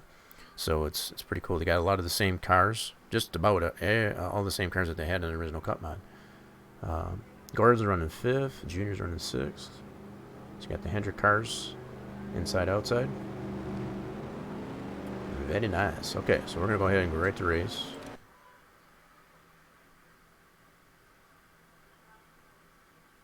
I'm going to wait for the... There we go. I wanted to make sure that plays. A lot of times if that doesn't play, chances are you've got an issue somewhere. So I was waiting for that that announcement, I guess, by the... Yep. A lot of times what will happen is if that doesn't play, then you got another issue. Yeah, you got these flip-flop, because I should be on the pole, which is on the inside, so they're definitely flip. They're definitely flip. So yeah, you'd have to swap those. That's about it. So that's probably why they're all fighting.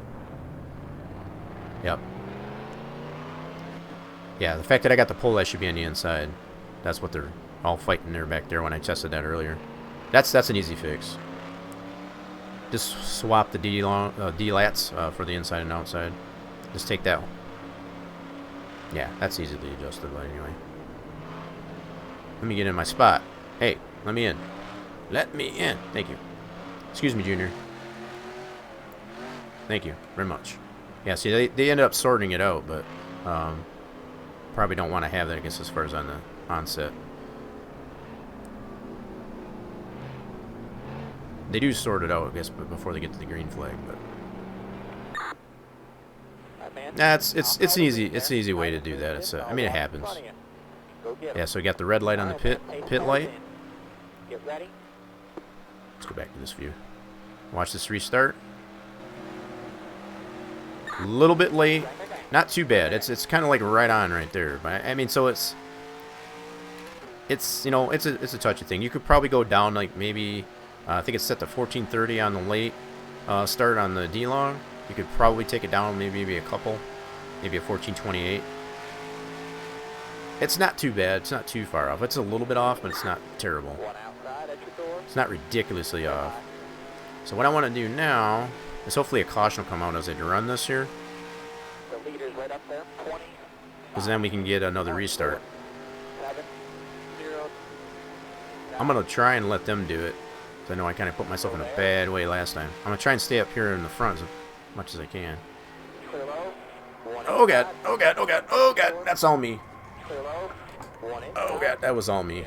I did not want to do that, but I guess that's the way it's going to work. Turn. Man, there's a lot of banking on this track. Holy crap. I did not want to do that, but I guess that's...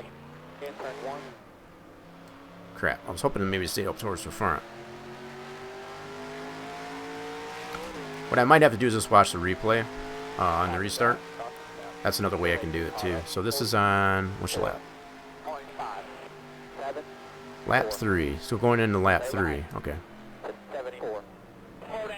Yeah, so going into lap 3 just after lap 2. So I'll just watch the replay and I'll be able to pick it up on there. Maybe even put it in the camera control master so we can actually see when the... So whenever we take the restart, that's when I want to be able to, after this caution, that's what I want to see. Based on where the leader's at, anyway. So the pits were open that time, okay. I should have probably came in. Big dummy. I'll come in next time around. Yeah, so whenever we take the green flag, as far as the restart of the race, that's when I want to look at that lap, and we'll go back into the replay and watch that. And we'll compare where the leader is at and when the green flag actually flies.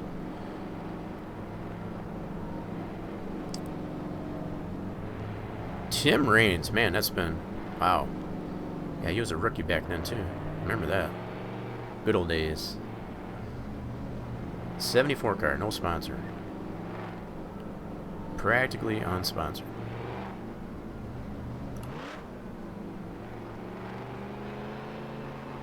Yeah, we'll come into the pits here.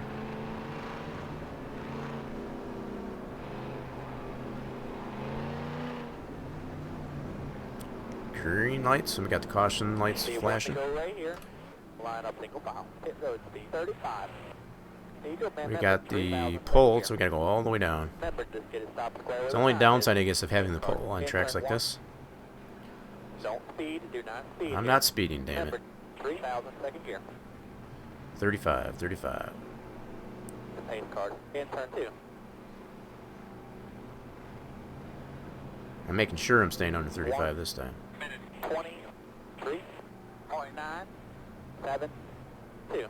Yeah, even when it brings out the, when it calls out the times there, it's much more on cue, just as far as based on that lead segment being adjusted.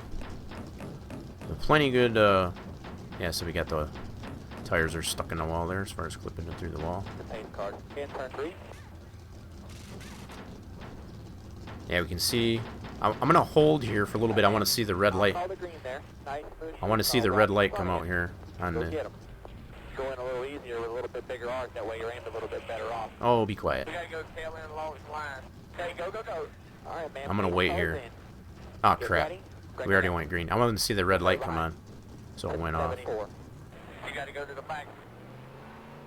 I don't know why I'm getting black flagged, I guess, as far as EOL. That's weird. That seems to be a little bit of an issue. I know I didn't speed there that time. That might be There you go, go hard. part of a product, I guess, of where the apron near pits and all that stuff is at. That might have to be adjusted. I'm gonna have to take a closer look at that too. That's yeah, I definitely did not speed coming in there and coming too hot. And I keep getting another caution. All right, so that was on lap. That restart was lap 5. So lap 5 is when that took place on. Just so I can watch the replay and take note. Lap 5 was a restart. 74. Kind of got a couple cars stuck on the bottom here. In turn 3. Pass the pace card. Low card Almo. Will do. They're all over the racetrack. In turn 3. So pits open. Will be open this time. Pits are open. Green lights was flashing. So that's all on cue. At least they're reckoning not me. Yeah, the AI is kind of dumb on this thing. 35. But I'm tending to wonder there is some probably adjustment in the LPs. 'Cause I noticed they were having a hard time navigating to pit road. So I don't know if it's going to be the limp LP and or the what's the other LP? I guess Slow down, Junior. We got Cedar Panic. The Panic LP and or the limp LP might need to be adjusted. Because they were definitely clipping into the outside pit wall here on the last attempt here. That's one thing I did observe. So that's probably going to be more, if not all the pit LPs, it could be the Panic or the limp LP. 0.7. Might be a little too. They're not set within the boundaries, I guess, of where the walls are. So in their effort, I guess, to try to get to those lines, they weren't able to find them very well. Hence the reason why they were clipping and kind of clipping themselves into the wall. And there's a way we can check that out in the testing mode as far as to get into the reflap that's built into the sim. We can definitely check those. That's something we haven't necessarily gone over. We haven't had any reason to, I guess, at this point. But that's definitely something we can probably look at. So a couple things I want to look at as far as how to set that restart zone up, and it's pretty decent. It's not that far off. I noticed the one time when on the first initial race I started from the front, that was a little bit late, I guess, as far as where that visual restart zone is, and whether or not you want to probably adjust it down to like that 1428 instead of the 1430 that's currently at. You know, it's kind of you know, you could or just leave it where it's at. I think it's pretty decent. It's just very tough, I guess, to be able to try and get the when you got a restart zone like this one, where it happens to be on a curve, it's a little bit hard to get the two D-longs to be able to determine that spot, because you have to deal with that arc that's in there as well. But there is a way to be able to basically straighten that curved section out there so you can get that. You want to go by the widest points of that curved section as far as to determine those D-long positions. So I can kind of go over that once we get out of this. So we want to go over that, as well as how to check the LPs, I guess, in the reflap. Oh. I'm not going to worry about coming in the pits this time, I don't think. Where am I at anyways, position-wise? 1 lap down and 40th, okay. So we got 2 that got into an accident. See 1 to go right here. There we go. Line up single file. Single file. No double file restarts. Ooh, you almost got that jackpot. That Kappa slipped in there.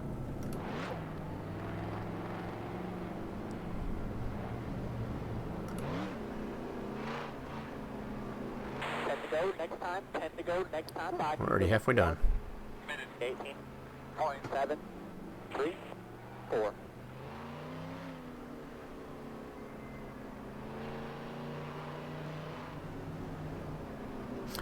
Now I was just thinking about what was the 23 Skidoo. That's 23 months. Holy crap! And that resubscription, I guess, to the channel. I know it's been longer than that, as far as the support on the channel. It's just that's as many subscriptions that we've. Just as far as how many months have been subscribing. I know it's definitely been probably closer to 30. As far as supporting the channel, at least anyway. Very much appreciated all that support. That type of support is what keeps me doing these types of things. Just having that interest in what we're doing here. So it's like if that didn't exist, I would have no reason to have to do it. 1 minute, 1.2, 5, 0. Let's see if these guys wreck themselves again. Oh god, they're pushing so bad outside of that corner. Gotta back way up in that. See if they got any more that'll pit.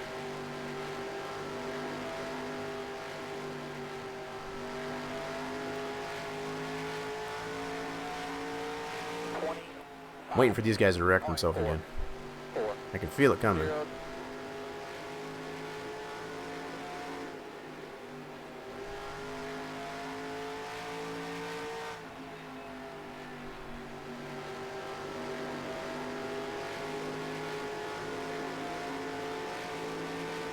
Afraid to close in up on them because I know they're going to probably start wrecking. In fact, these two are hanging way back. I don't know if they sandbagging or not.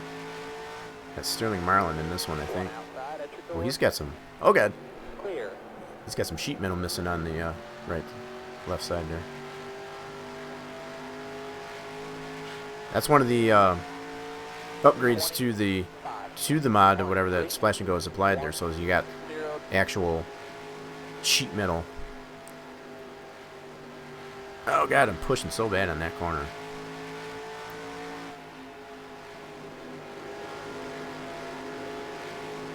Now we're using cup physics on here, and I use even the cup physics in the Monster Energy Cup mod, so it should more or less be the same response using the cup physics.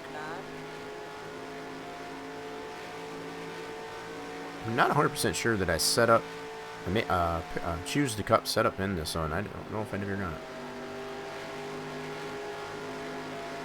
But it should otherwise be the same regardless of which mod I use, as long as it's cup physics.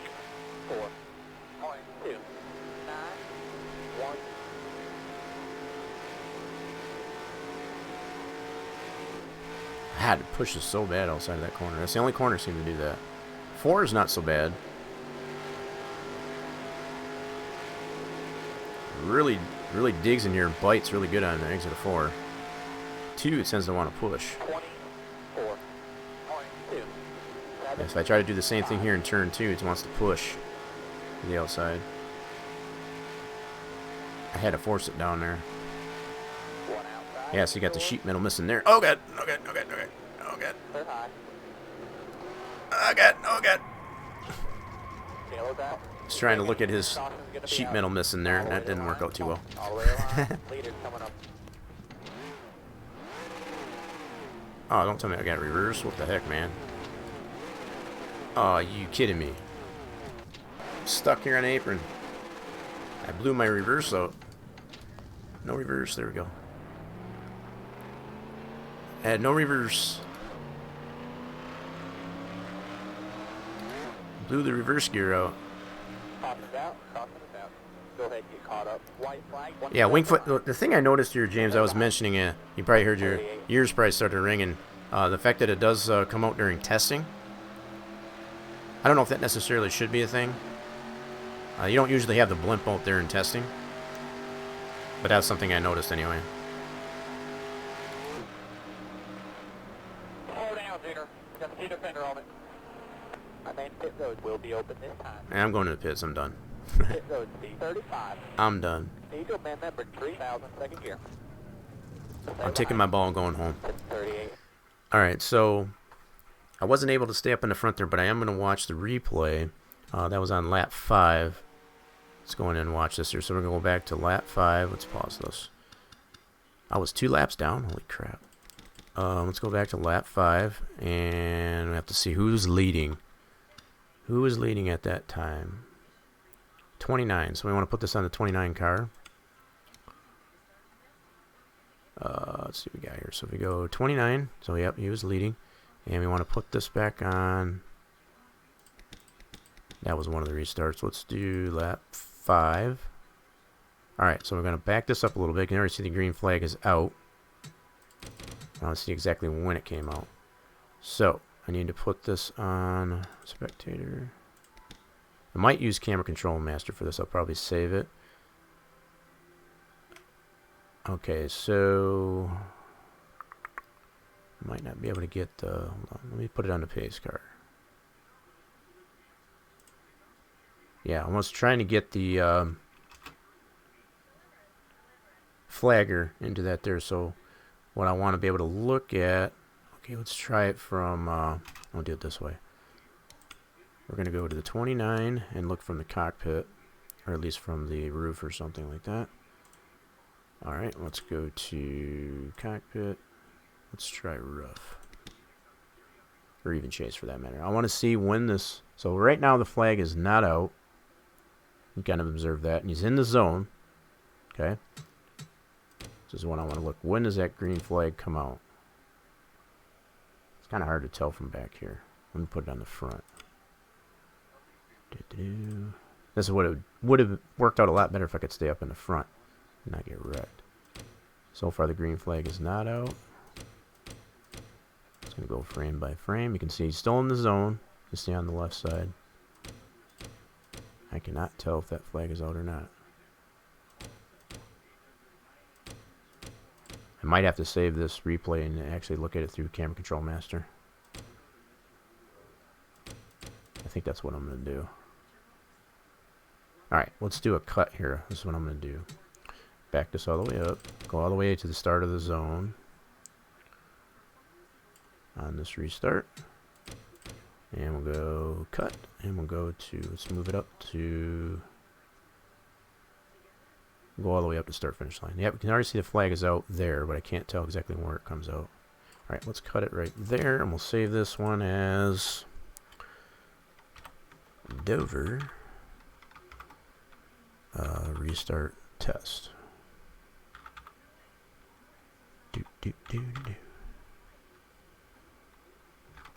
That's fine.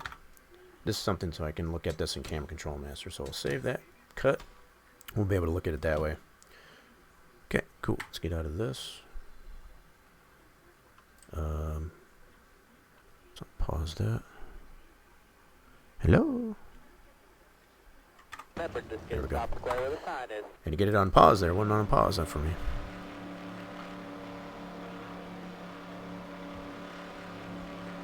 Rufio, how we doing there? Welcome on in. Just finishing up a race here. We're gonna go outside of here and check this replay here, and observe, I guess, as far as when that green flag actually came out. So let's do this. Alright. So what we'll do, we'll go back into the sim. And we want to watch that replay clip that we just made.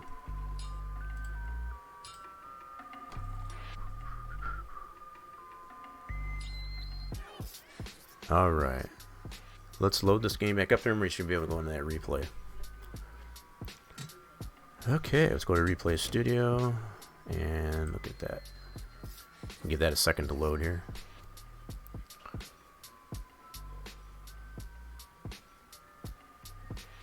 I know it shows on y'all's end as far as loading here, but okay, I gotta wait for my monitor to wake up. There we go. So we're gonna do a view. And in actuality, what I wanted to do, I want to see if I can get the camera control master to respond. Let's do that first. Got ahead of myself there a little bit. Yeah, I don't want to do it from here.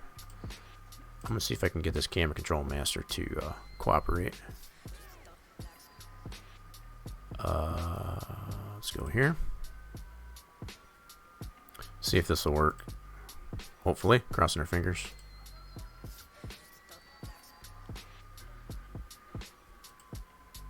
So it launches. Cool. So far, so good. Might be lucky. So let's go into Replay Studio. Give that a second again.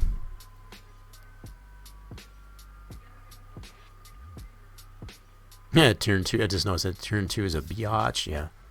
Yeah, it pushes pretty bad out there, so it's only a 4-second clip. Pretty not too bad here. So let's get this loaded up here. Alright, now we want to go to... That was me coming out of the pits. There, I want to put this on the 29 car. Here we go. And then what I want to do is put this on pit lane 1. And I should be able to do this. Awesome.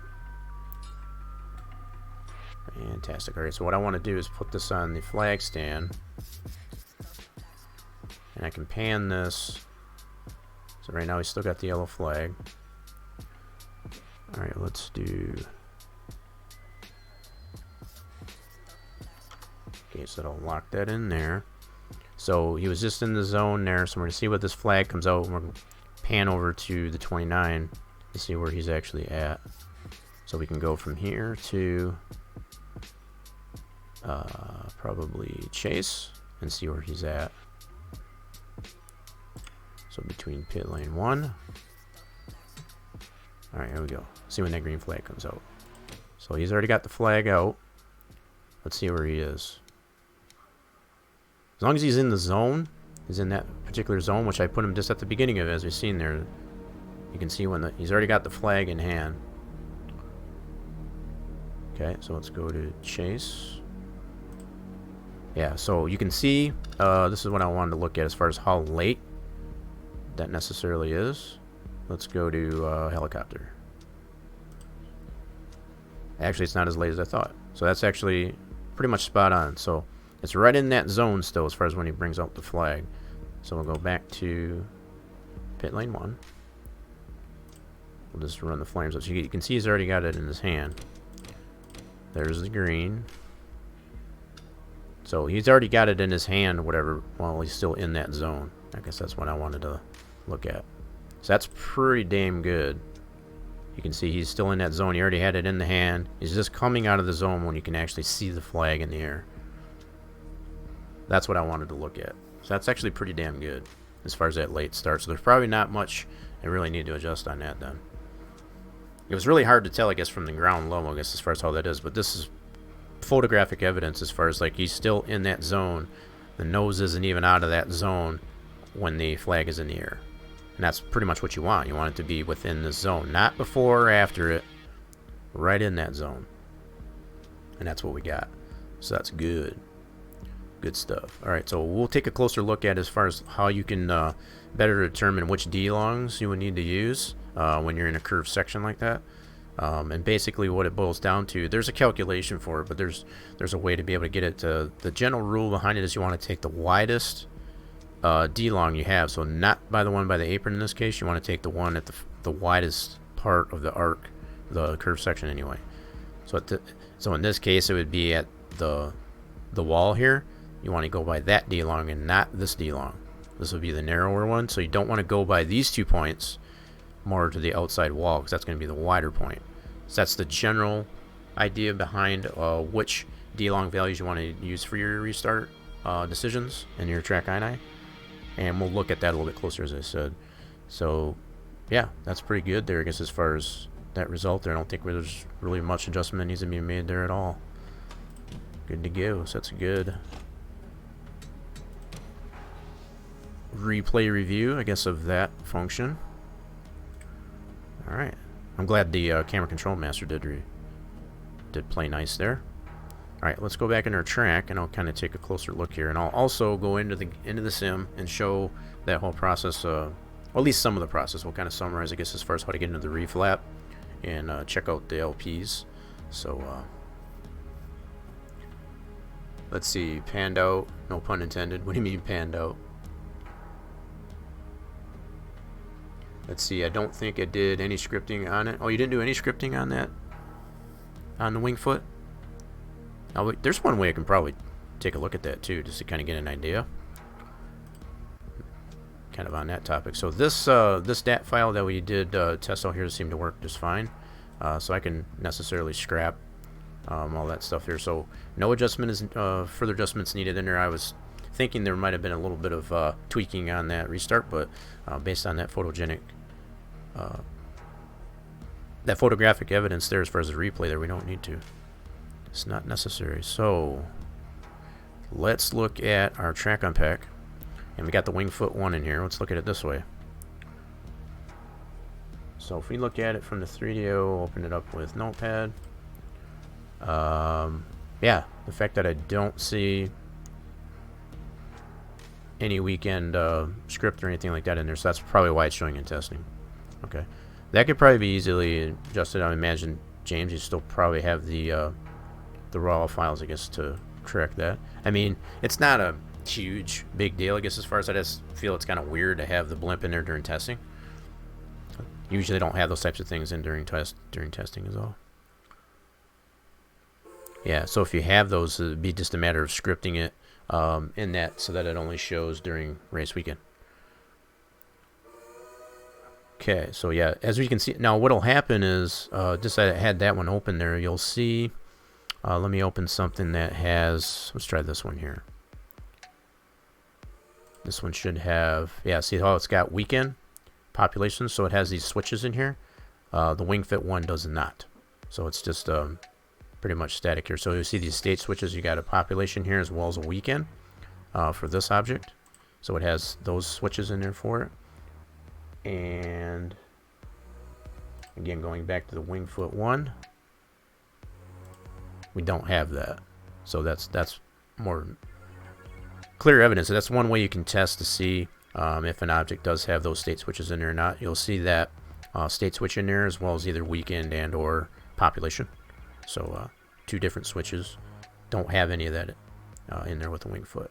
Probably don't need so much the population switch with the wing foot, but at least the race weekend, as far as to only show during race weekend. The race itself, I should say. Just minor details. Minor details. Okay. The other thing I wanted to look at was we're going to go into geometry view and kind of elaborate a little bit further on what I was talking about with determining restart zones that are on a curve. And this goes for pit stalls too. As far as like what your D-long and D-lat would be, it would work much the same way, regardless of if you use a jig for your pit stalls or not. So what you want to do, so you can see how it's got this narrower point towards the actual zone. You got this wider point because it's a curve, so it kind of goes off on a tangent. It's not straight across, right? So you want to go by this wider point in most cases. So you can do that pretty easily by using your linear guide. I think I showed this last week, so this might be a little bit of review. But you can stretch your linear guide out. You can use any one of these white squares to get your point. So the way I like to go about this, as far as in curved sections like this, and again, it doesn't matter if it's a pit stall or even a restart zone like this is. I'll just go like this. Just to kind of highlight the boundary, I guess, of that. And then what I'll do is I'll take this point here, which happens to be 14. That's the 1400. It's basically at 1399.59 right now, but that's basically the 1400. I'm a little bit ahead, so keeping in mind as far as like going in this direction here, the further more you go this way, the higher that D-long value gets. So I'm slightly ahead of this zone. So if I move it up just a little bit. Okay, now if I go to this point, you can see that in the white. It's kind of hard to see, I know. But that's your 1400 value. That's this value for your early decision. So let's go into the track I9. So that's this number here as far as this 1400. So that's what you want to go by. That's the widest point of your curved section here, not down here. Because if you go down here, I mean, in this case here, it ends up being relatively the same. It's not that much of a tangent, but you usually want to go by your widest point. It looks relatively straight, and even if you go down here, it kind of tells that tale as well. I always suggest to go by your widest point. Okay, same thing goes for the end of that zone. We'll put it down here, and we can kind of look at this. So we'll put it right here as far as where we want to have that potentially. So I put it more or less just on the top of the wall. And then this wall here, so covering that whole zone. So if we go to this point, it ends up being, we put it right on the white square.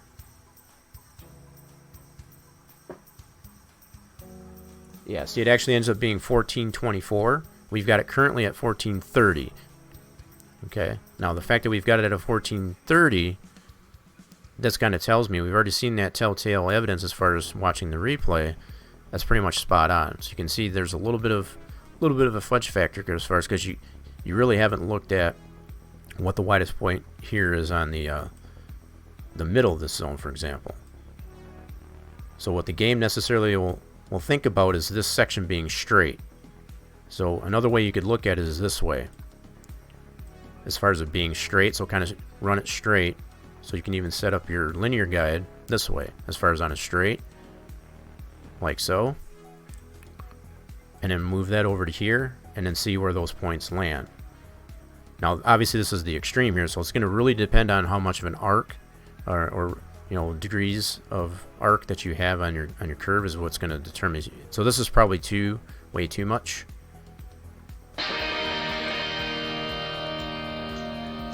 Yeah. Oh, I don't want to screw up that name.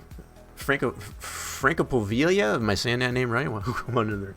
Frank Capovilla. Welcome on into the Rock Nation. How are we doing? I hope we're doing well. Let's see, I'm slam busy this week with non-PC stuff. Oh, that's understandable. I get you. Send it to you guys raw. Hey, that'll work too. Either one of us. Francisco Capovilla, thank you for that. Am I Argentinian? Nice. Welcome on in there. Thank you for that clarification on that. I hate slaughtering people's names. I feel like I'm being very rude, I guess, when I don't. So thank you for the clarification there. Yeah, definitely welcome on in here. Argentina. Holy Moses. What is it like there in Argentina? What kind of weather are we dealing with over there? I know it's pretty chilly over here. I was just going through explanation as far as how to apply starter decisions based on a curve section here. So we got this restart zone for this here. It does actually involve a curve section here. So there's a little bit of consideration you need to take as far as when you're trying to create a restart zone that's in a curve. You have to more or less consider it as it being straight to determine your D-long. So when you're applying, when you want to have the earliest green flag as well as the latest to cover that zone, that visual zone that's in your track, that's what I'm kind of going over here at the point. So the best way to go about this in your sandbox is to take your linear guide and straighten your linear guide up here like so, and then bring it over to your zone, and then see how much that's off. So you can see how much of a difference we have. So you can't necessarily try and go by this as a starting point, right now, that one's showing at a 1439, which is a little too much. As we've come to test out in the sim, we've kind of split the difference between this and the 1424. So if we go like this and more or less follow the contour of that section, we go by this widest point of this section here. If we go by that, that ends up being 1424, I think we said. Yeah. So that ends up being 1424. We've kind of split that difference between that 1439 and the 24 and went with 1430, and that seems to be almost dead on as far as our latest. Yeah, so that's a little bit of the fudge factor. So if you can get that difference between right on your zone and then straightening out like that, and then kind of take that difference and then either add or subtract from that to compensate, and then test that out in the sim to see where it actually lands. That's really about the easiest way that I can explain, I guess, as far as to create the restart zone that's in a curve. So, sorry you wrote welcome. I don't know why you're apologizing. I appreciate the welcome here. Oh, you wanted to say hello? No, that's either one works. So either welcome or you're just fine there, friends. Francisco Capovilla. I'm gonna make sure that I understand. Pretty cool. Oh, it looks like my playlist ran out here. Let's put this back on. Let's go to this one here, actually. That'll work. Let's put a little bit more. All right. Cool. So, yeah. With all that said and done, as far as just an explanation of the restart zone there, that's been clarified. We don't need to make any more. Now, as far as the full pace lap torch, as far as like having them flip-flop, basically what's going on here is you would have to make this will be a little bit of work, but it's not too bad. So what you'd have to do, basically the inside is the outside and so on is flip-flop. So you'd have to take this value, here I'm going to do it this way, paste it out here, and you'll have to move, so you have to flip-flop these each one. So this is going to be your inside, outside, and so on, all the way down to your last stop, the 43, because they're starting at 0. So those have to be flip-flop. It'll be a little bit of work, but it's wouldn't be too bad. One way you could probably go ahead and do this, really is no easy way, to be honest. Yeah, because the best way I can think of is to take, and then as you do these, do them in sets of 2. So go like this. I'll kind of show you here. I'll let you do this yourself, so you got a handle on as far as how this is going to work. But put them in sets of 2, because you got your inside and outside starting spot. That way you know which one's to flip-flop, as far as just take the one, pull it to the side, move that one up, bring that one back over. So like I said, it'll be a little bit of work, but it's definitely doable.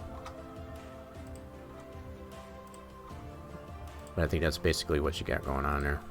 Because it became definitely apparent to me when I got the pole and I was starting on the outside. But it makes sense as far as the way the AI is behaving. That would be why. They're fighting to get into the position they're supposed to be in as far as the starting spot. Okay, then we got the shotgun spot there. That would be the 43rd stop all by itself. Yep, so put it in this way. Take this initial one here as far as the inside line. And copy that outside here. This would probably be the approach I would take, and then I would take this one. This is the second row, but copy that and paste that here. A lot of copy pasta. Oh crap, what the heck happened there? Let's undo that. Must have copied something more than I didn't want to, so copy this. Yeah, because I noticed the D-longs are a little bit offset, so if you want to maintain a lot of that. Oh, I know why it's doing that. Kind of going to the next line there a little bit. Copy that. A lot of copy pasta would be paste. That's better. Now you can take this one, which was your inside, cut that, and then paste it to the outside. Something like that. So that would be a way to be able to split those. But that's probably what I would do first, is just split them up. You can even leave it this way. The fact that the spaces are in here, it doesn't matter. If you leave it that way, that's perfectly fine. The game doesn't complain, I guess, as far as having the spaces in here like that. Much the same as if you wanted to put in the regular stalls here, as far as where the gaps are in the wall, as far as to get in access to the garage area of the pit, you can do that too. Spaces don't matter. In fact, in a lot of cases, that can help down the road, as far as if you wanted to adjust pit stalls, as far as to make a more random type of pit stall orientation. You'll know exactly by applying these openings, like say it was right there. You could even make a notation here to say, wall opening. You would know as far as like which, if it's before or after that opening, for example. I'll leave that up to you, I guess, to put it up that way. That's definitely not something that's necessary, but it comes in handy, I guess, as far as down the road. This is something to take into consideration. Yep, so this grid here is your non-pace flap. That's the one that's on the back stretch. You can tell definitely by the D-longs as far as the size of the D-long in comparison to the ones that's on the front stretch. A lot smaller number on the D-long. Okay. So that's really about the only adjustment to the I-9 that needs to be done in the starting grid anyway. I am not going to save any of that. I'll leave that up to you, Torch, to take care of that.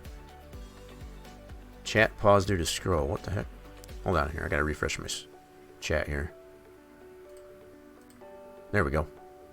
Oh, sorry, I forgot to make a TGA for the Wingfoot 1 model as transparency. Oh, really?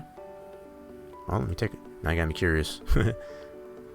Curiosity has struck me, so I'm going to look at the... So it does have transparency. It's supposed to have transparency, but the texture doesn't, is what you're saying?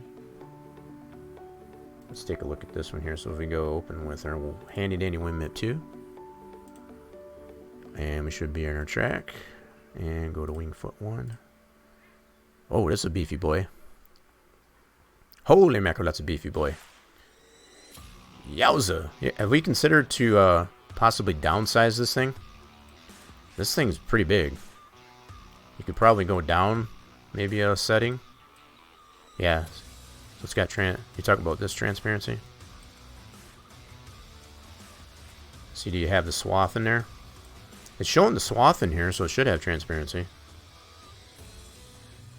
The swath is in here.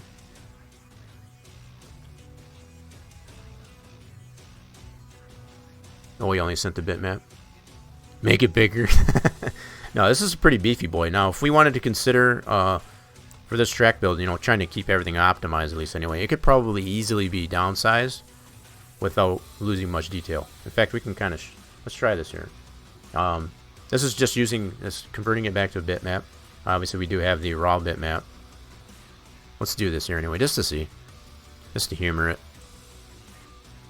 Show this quite a bit. So we're in our track edit folder. We'll do Wingfoot, switching this over to a bitmap.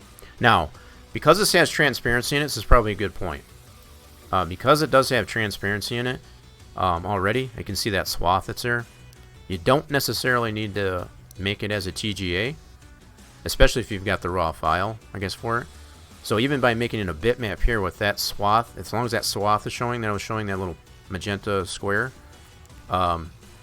you can easily do it as a bitmap. And then once you make the new texture, it's going to have, as long as you pick that transparency prior to making the MIP, it'll be fine.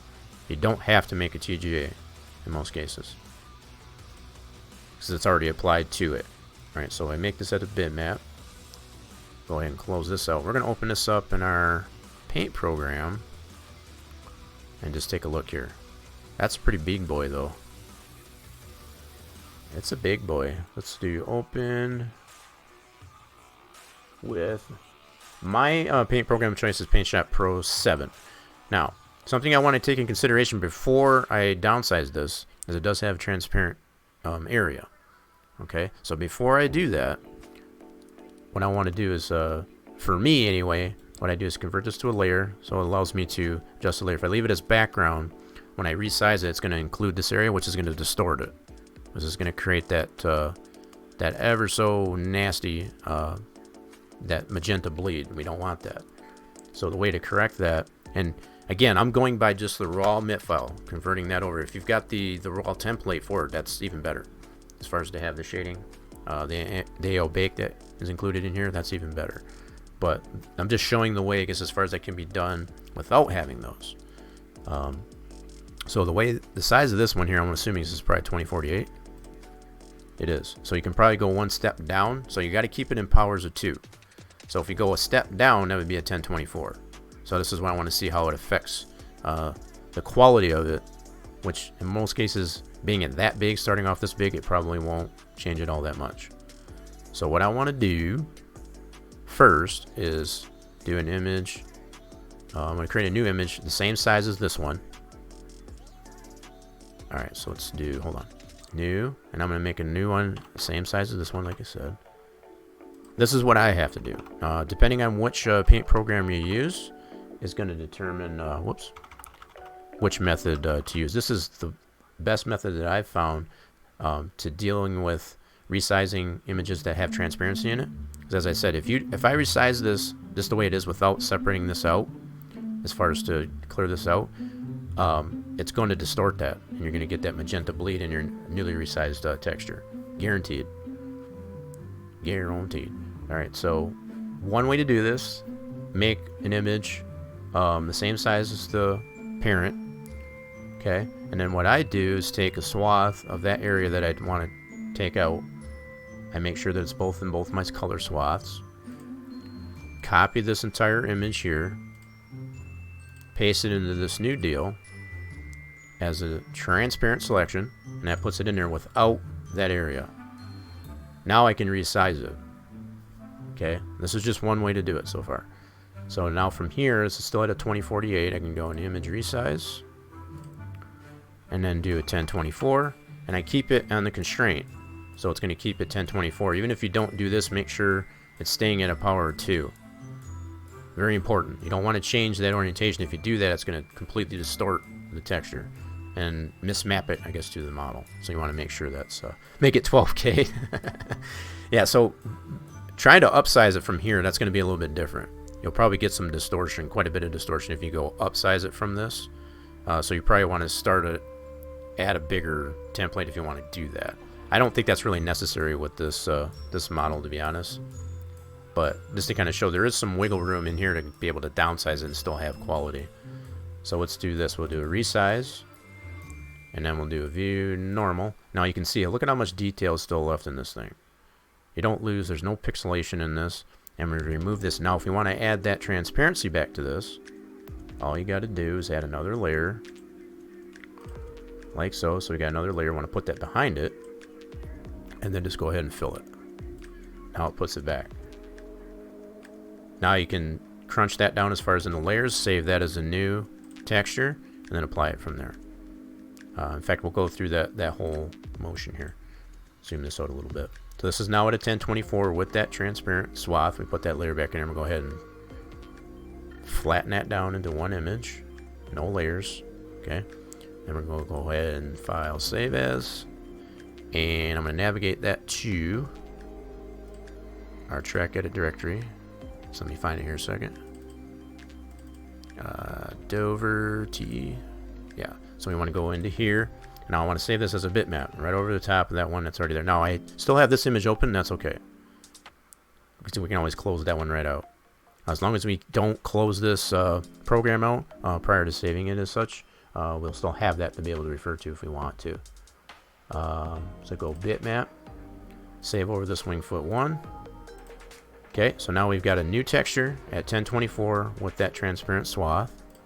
We can go back to our track edit folder where we originally opened it. Bah, I can see pixels. James.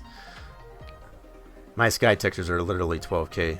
Hey, if your system can handle it, by all means, go ahead and do that. I'm just showing it, you know, as far as the process of if you wanted to optimize tracks more, so that if you're seeing hiccups in your frames or just a de-optimization of the actual being able to use the track, this is a way to do that. You know, as far as to optimize, there's plenty of optimization in this thing here. So we're going to open this back up in our WinMap 2, which we still have open here. Alright, so we're in our track directory. Here's our new texture, 1024. So you definitely can tell the size difference as far as when you load this up in here. but there's still plenty of clarity in this thing. Right? So, James, you were talking about there wasn't any transparency in it. As far as in these feet here, you do have that. So as long as, before you save this as a MIP, as long as you do this left shift, it doesn't really show. Yeah, I don't have that. My apologies for that. So I don't have that in the, as far as to do your left shift and click into that area, and then what that does is it puts that swath right here. If this doesn't exist in here, it's not going to recognize it in the MIP that this is transparent. But that also goes all the way back to the original model. You have to make that TGA and apply that physically to the model with an alpha channel. You can't just simply put in a bitmap as far as that area that you want to trans. It won't do it. It'll just make it black. So it goes all the way back down to the original construct of the model, and applying that texture with an alpha channel to the model is what's going to determine that that texture is going to include alpha. So even after the model is built and the texture is built based on the MIP on the original TGA, that alpha is going to be in there, regardless if you use TGA and or a bitmap. And this is what I'm going to demonstrate. So this, as long as you do that left shift, select that swath, choose a MIP, and then in this case we shouldn't have to change any of the qualities, any of the parameters, or just leave it right where it's at. And then we're going to save over that. Save as, and I have the original wing foot. Anyway, I've already have that in another location there. So if I want to refer back to that, I definitely can. All right, so we want to go wingfoot 1. We overwrite that, and it's going to say yep. Now there's going to be a definite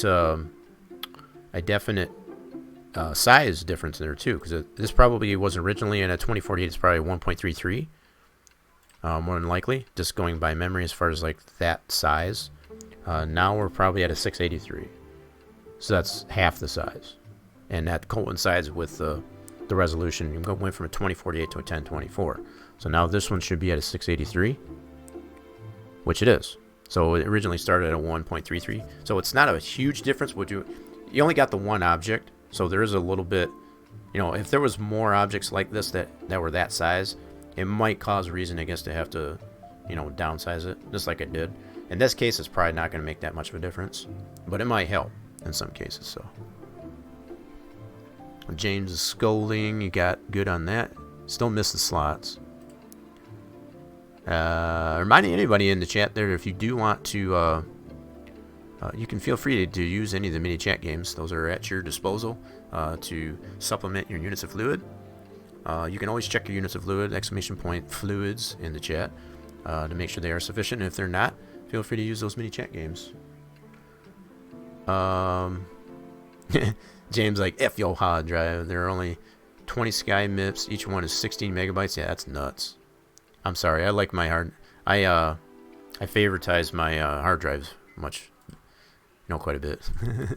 But to each their own. I guess if that's something you're able to handle, if your system can handle it, definitely. I'm just trying to show ways as far as like if you are experiencing issues. Now, granted, with the way I've been running on the track, the frame rates that I've been getting are pretty reasonable, depending on which mod that I use. So even for this one object here, probably won't make too much of a difference there, but there is that means to potentially adjust that anyway. May not be necessary, but you can definitely see no degradation. I forgot I had that open too. There's no degradation in the texture whatsoever that I can see. Both either in WinMIP or right in here. I mean, I can zoom in pretty far on either one here. You still got plenty of clarity. Pretty decent. Now, let's look at the... I'm going to go ahead and reload this track here. So we got the wing foot that's in the one area of the track there. But I'm going to reload this. Yep. And we can see what's going on with the wingfoot 1 there. So it's parked outside of turn 1. You can see it out here. So we're going to go into object view. Oh, we don't even need to do that. Let's go to camera here. Don't even need to. Oh, crap.